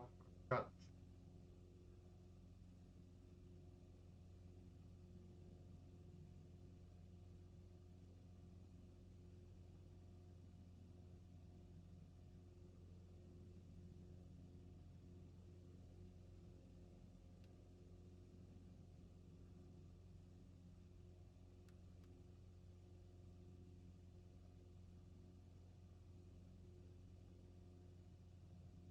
So we're gonna head our way east, and we'll continue this way for another. Um, we'll continue this way for another 75 nautical miles.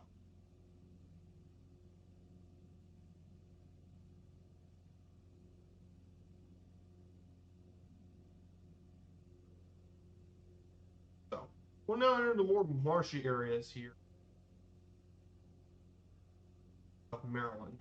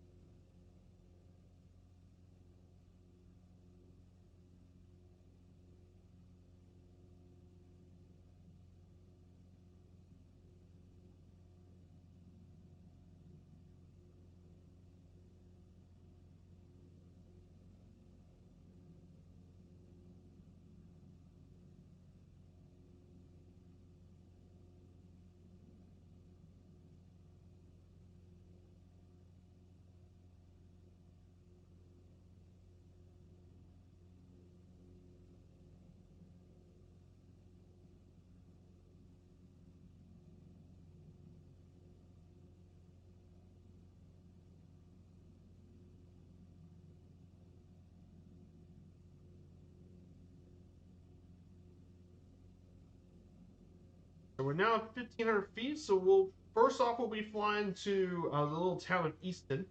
Our way there.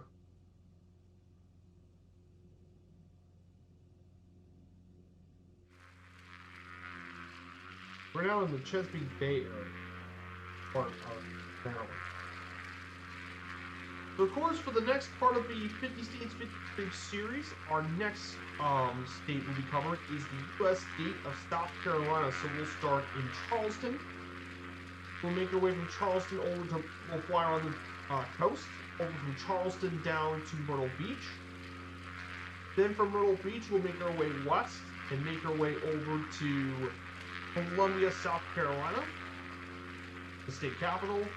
And then we'll make our way over to Greenville, Spartanburg. We'll make our way to Greenville, South Carolina for that stop. So we'll make our way through here as well. That'll be for Friday's stream.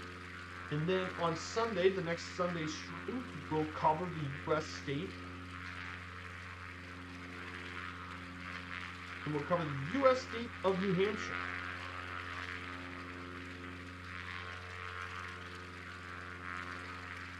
Yep, we'll cover New Hampshire, so we'll be doing New Hampshire next. And New Hampshire will take us through, for the northern half of the state of Errol, we'll make our way down to Mount Washington, the White Mountain Range. Then we'll make our way through to Hanover, where home of Buffett. Then after that, we'll make our way over to Concord.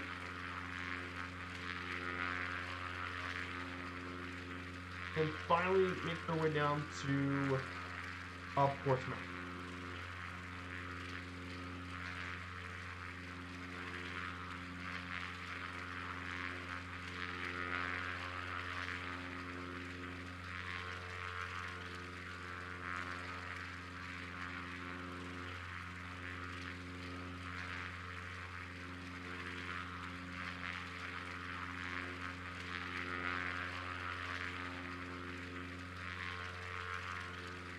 Actually,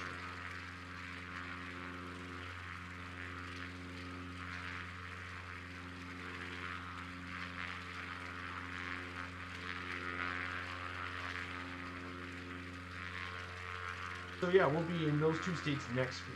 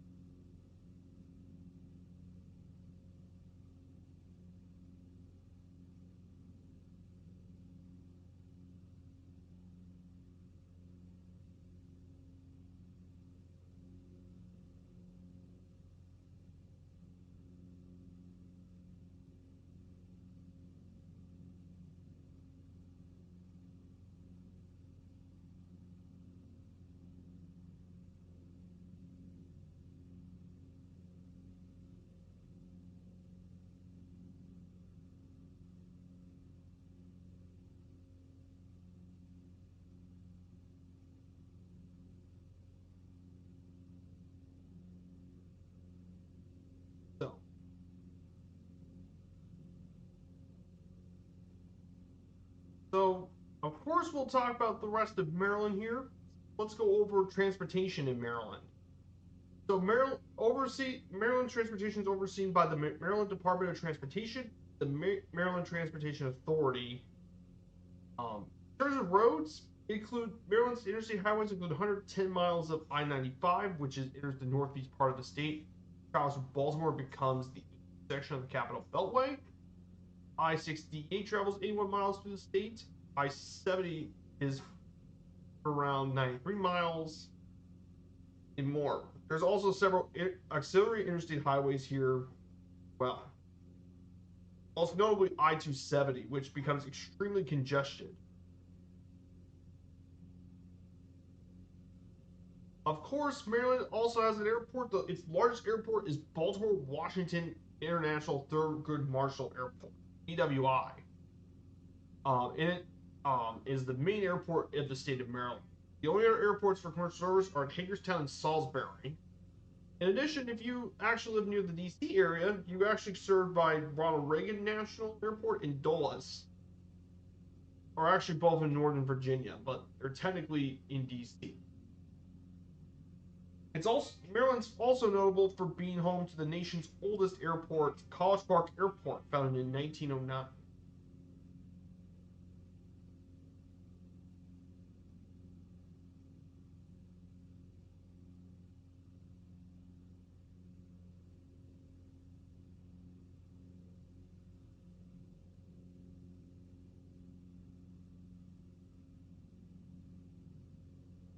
But Maryland also has a pretty rich aviation history too. Some of the most notable things about aviation in Maryland include Wilbur Wright demonstrated Miss Columbia, the first U.S. government aircraft here. The Army Signal Corps was founded here in College Park. The first flight of a U.S. naval aircraft happened in 1911 by John Rogers. Jimmy Doolittle even beat a British Gloster 3 in the Snyder Trophy for seaplanes in Baltimore Bay. Charles Lindbergh landed the Spear St. Louis and Logan Field, Baltimore in 1927. Howard University was one of the 4 schools for African American pilots for the civilian training program. And of course, a lot of aviation manufacturers were there in Maryland, including most notably the Martin Company and Fairchild are the 2 most notable companies producing aircraft in Maryland. And I talked a little bit about Glenn Martin, but he invented the B-26 Marauders. So lots of history about aviation in Maryland. There's also rail transportation. Used to be a much bigger deal back in the old days. As back in the old days, rail was really important for Maryland. Not so much anymore, though. In terms of sports, Maryland's home to several sports teams. With 2 major metropolitan areas, Maryland has a number of sports teams for both major and minor league teams. I talked about with the Ravens and Orioles being the 2 major teams of Maryland, but there's actually a third one, and that's because the Washington Commanders actually play in Landover, Maryland, because of their football stadium.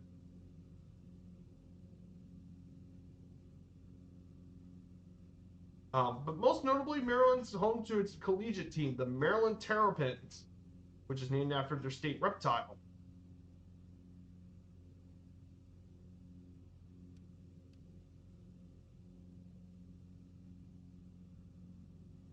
Which is Maryland state reptile. And Maryland's also home to some very famous athletes. Lots of talented sports players, including Cal Ripken Jr. and Babe Ruth.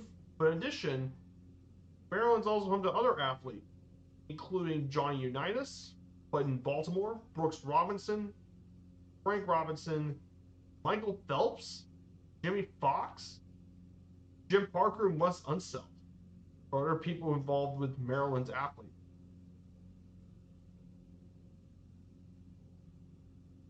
So, pretty important stuff.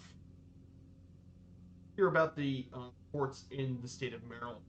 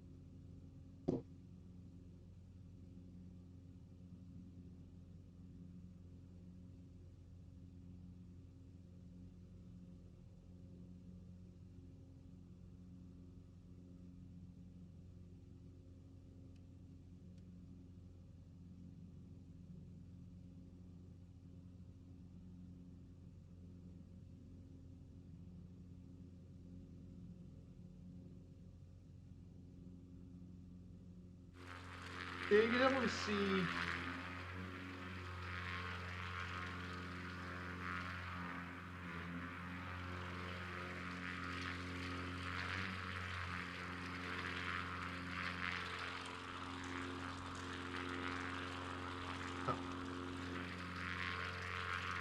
We're just 48 nautical miles away from making our final stop here at Ocean City. So yeah, we're about to make our way here. Can you guys believe it? Within the next week, we're about to finish part one of our trip. We still got a whole bunch of states left to go, so we're nearly 1/5 of the way done with this.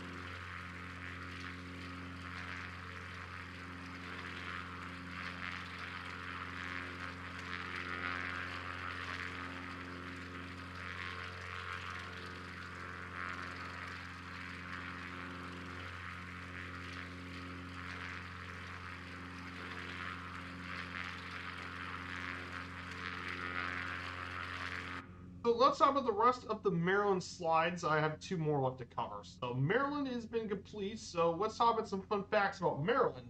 Some of you guys don't know. Since May 30th, 1949, the U.S.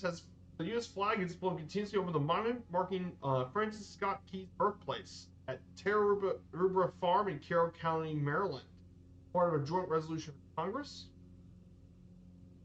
During Revolutionary times, Rockville was known as Hungerford's Tavern due to its most famous landmark. As one of the first calls for freedom from British rule was heard at this tavern all the way back in 1774. Samuel F.B. Morse received his first telegraph message at Bladensburg in 1884 before his famous message, "What hath God wrought," between Baltimore and Washington. His telegraph wire had strung on the railroad right away. Bruiser Conwell, the founder of Cornell University, lived there and said to have invented the telegraph pole. Pretty cool. And finally, Annapolis was known as the Athens of America during the 17th century and served at one point the capital of the U.S., which is what I mentioned earlier. And here's some very notable people from Maryland. Pharaoh Agnew, who was a vice president from Baltimore. How about the infamous assassin of Abraham Lincoln, John Wilkes Booth, actor and most infamously the assassin of Abraham Lincoln. You have statesman John Dickinson from Talbot City. Of course, we can have one of the most famous abolitionist figures, Frederick Douglass, from Tuckahoe, Maryland. Then we have John Hopkins, financier and founder of John Hopkins University, and in Arundel City, and Arundel County. Of course, Francis Scott Key from Carroll County, jurist Thurgood Marshall, the first African American Supreme Court justice from Baltimore, along with Babe Ruth, the legendary baseball player, Sultan Swat himself, born in Baltimore. Then we have Uptown Sinclair, actor. He's an author from Baltimore. Again, Baltimore's home to many famous authors. Jurist Roger B. Taney from Calvert County. Then the other famous abolitionist from Maryland, Harriet Tubman from Dorchester County. And finally, singer Frank Zappa. Just to list some famous Marylanders.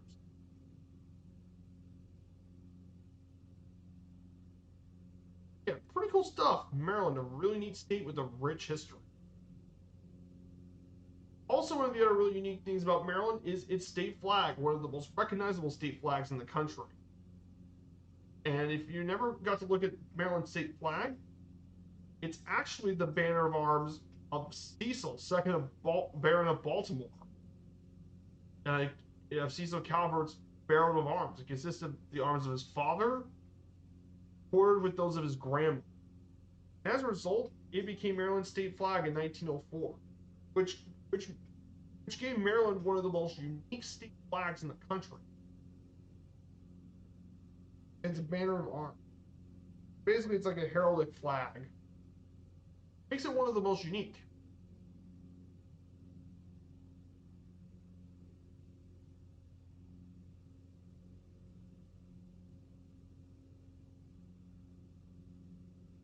And in fact, both of these, and the reason why the flag looks like the way it did is because some of the flags were used both in the yellow and black was used by pro-Union mariners, and the crossline banners used by Confederates. So they put both of them on there to represent both sides of the conflict, to unify both, which is why the flag looks like the way it did. It makes it one of the most unique flags in the country. As a result, it's definitely one of the most unique, along with the U.S. states of New Mexico and Texas. It's some of the most unique flags in the country for the United States.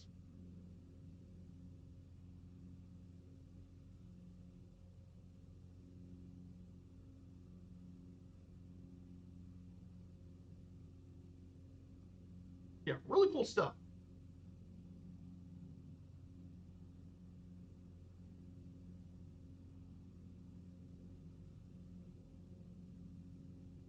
So we're about to approach the city of Salisbury in Maryland. Largest city in the East Shore region of Maryland, population 33,000 people. It's the commercial hub of the Delmarva Peninsula, established in 1732. Its location at the head of the Wicomico River was seen as both convenient for trading and more. It played a role in the Civil War as a location where Union forces encamped in order to search for sympathizers for the South, as well as to inhibit contraband to Confederate forces. 2/3 of the town were burned in 1860 and 1886. However, despite that, though, they continue to grow. Today, Salisbury attracts a wide variety of different businesses in addition to county, state, and federal government offices. There's several historic places, including the Gillis Greer House, Honeysuckle Lodge, Senator William P. Jackson House, and more. So neat little place, neat little city with the history.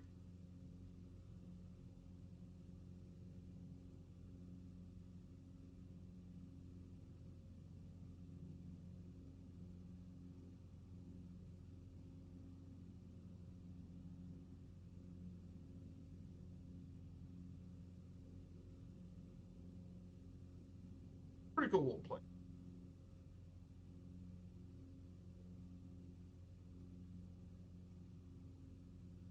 So I'm still working on my national park series coming up.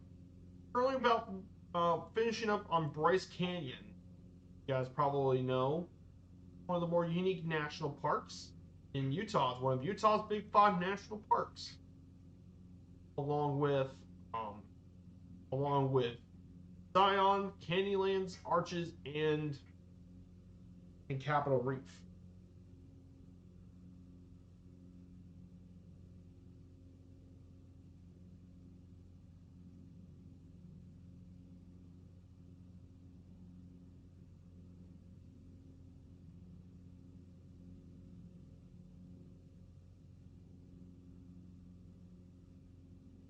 Here's little Salisbury.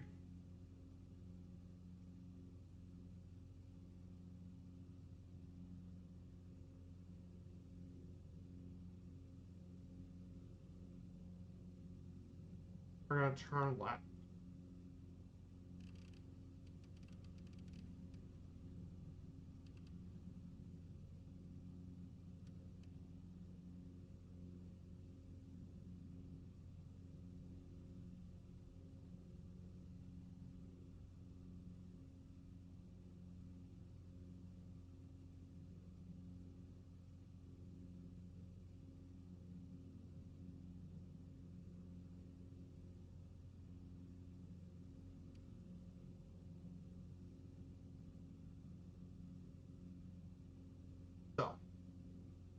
That's Salisbury, we just flew over. And now we're about to head to Ocean City for our last stop. Guys, we have one last waypoint to visit, and that's Ocean City, Maryland. That will wrap up today's stream, guys. I hope you all had a great time learning more about Maryland. I think it's really cool.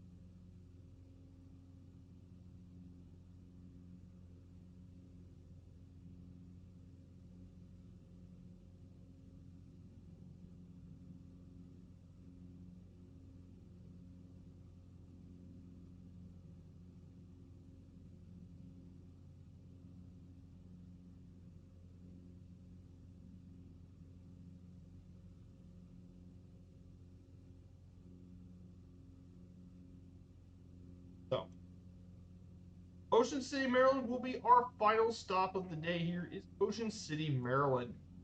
This resort town has a population of 6,800. However, during summer weekends, this city can go up to a whopping between 320,000 to 345,000 vacationers during the summer week, and up to 8 million visitors annually. As a result, during summer, this becomes the second most populous municipality in the state after Baltimore. During summer, business and government agencies are augmented with 1,000 plus officers, firefighters, and our workers, and it's home to numerous events during the main season, including Sunfest, Springfest, Bike Week, Weekend, and more. Of course, this area grew during the late 19th century in 1875, when the Atlantic Hotel opened, helped build Ocean City to being what it is today. And tourists would often come through the Wimaco-Pocono Railroad. And this place grew even more during the 20th century. And it's going through massive, it's mainly the Chesapeake Bay Bridge. And that really grew during the Chesapeake Bay Bridge and helped grow this place even more with big businesses and gave birth to a lot of condos and more.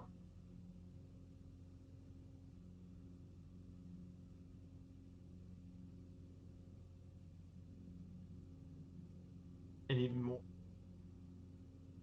But pretty cool stuff. This place is well known for its boardwalk, runs down through the 2nd South Street to Ocean City Inlands, and more. And it's got several historic sites, including the Sandy Point site and more.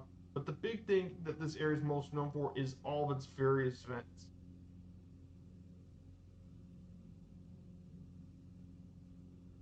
Is where a lot of its culture. And it's got a rich nightlife and dating and dining area too. Overall, though, very, very big sort of stuff. And we'll be landing at Ocean City Municipal Airport, which was opened in 1960, coincide with the expansion of the place. During the early 80s, it's all commercial airline service to Baltimore, by Allegheny Commuter and Henson Piedmont Region Airline. And mainly, it even offers a biplane ride, which makes it quite popular to see Ocean City.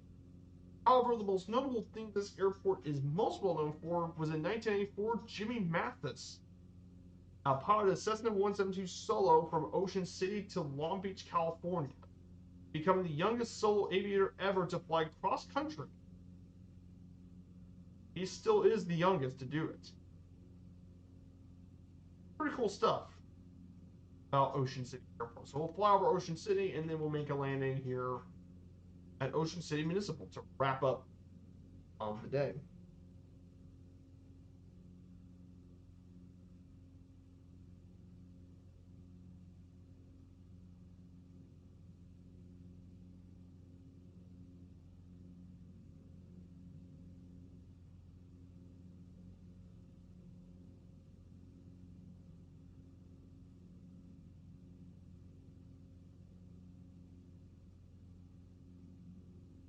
Looks like I got some new flying to do now. I'm starting to try and catch up. I'm going to do some of these achievements just to catch up a bit.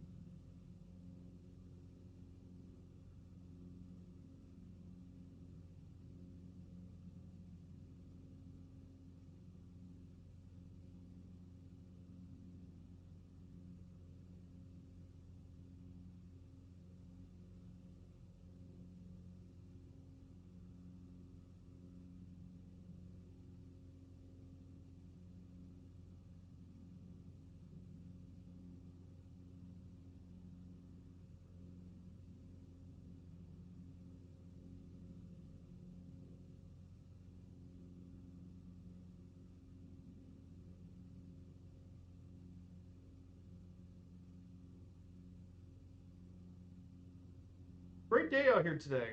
Hope you guys enjoyed it. This was a lot of fun here to explore Maryland.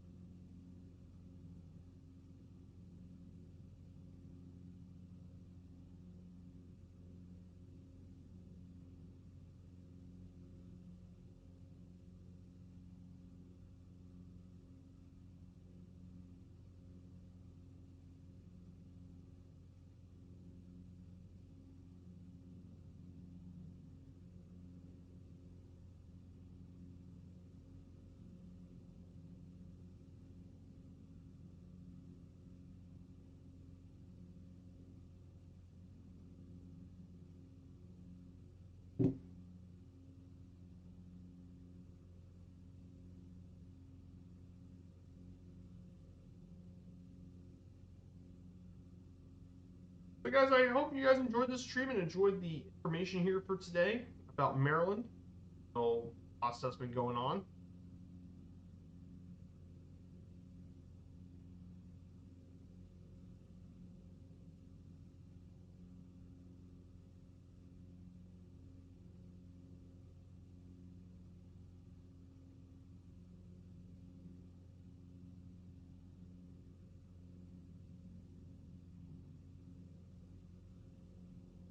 Mm.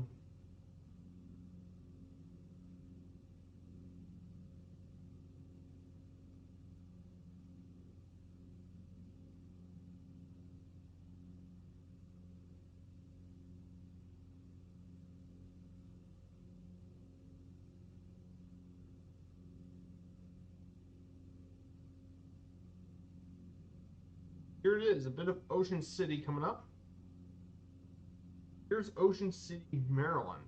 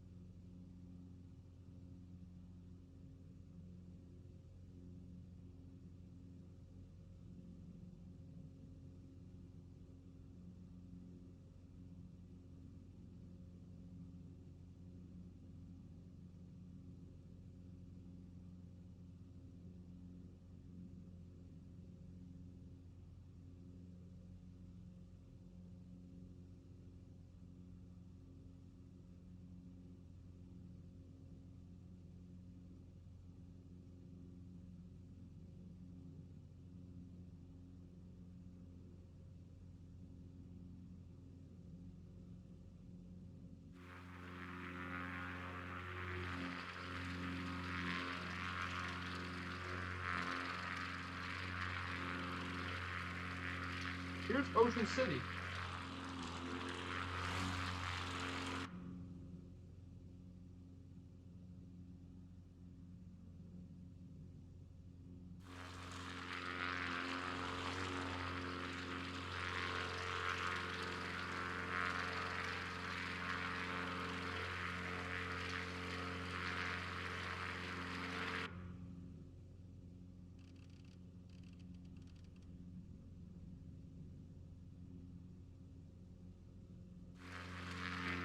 This is Ocean City, Maryland.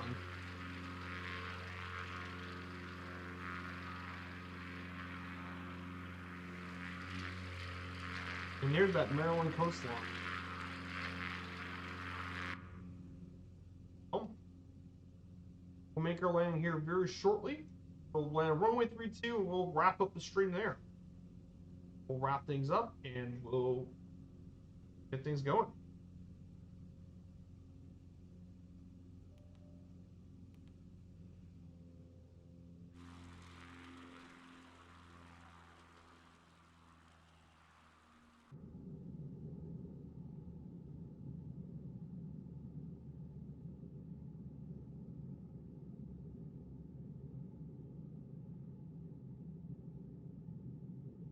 So let's go ahead and make our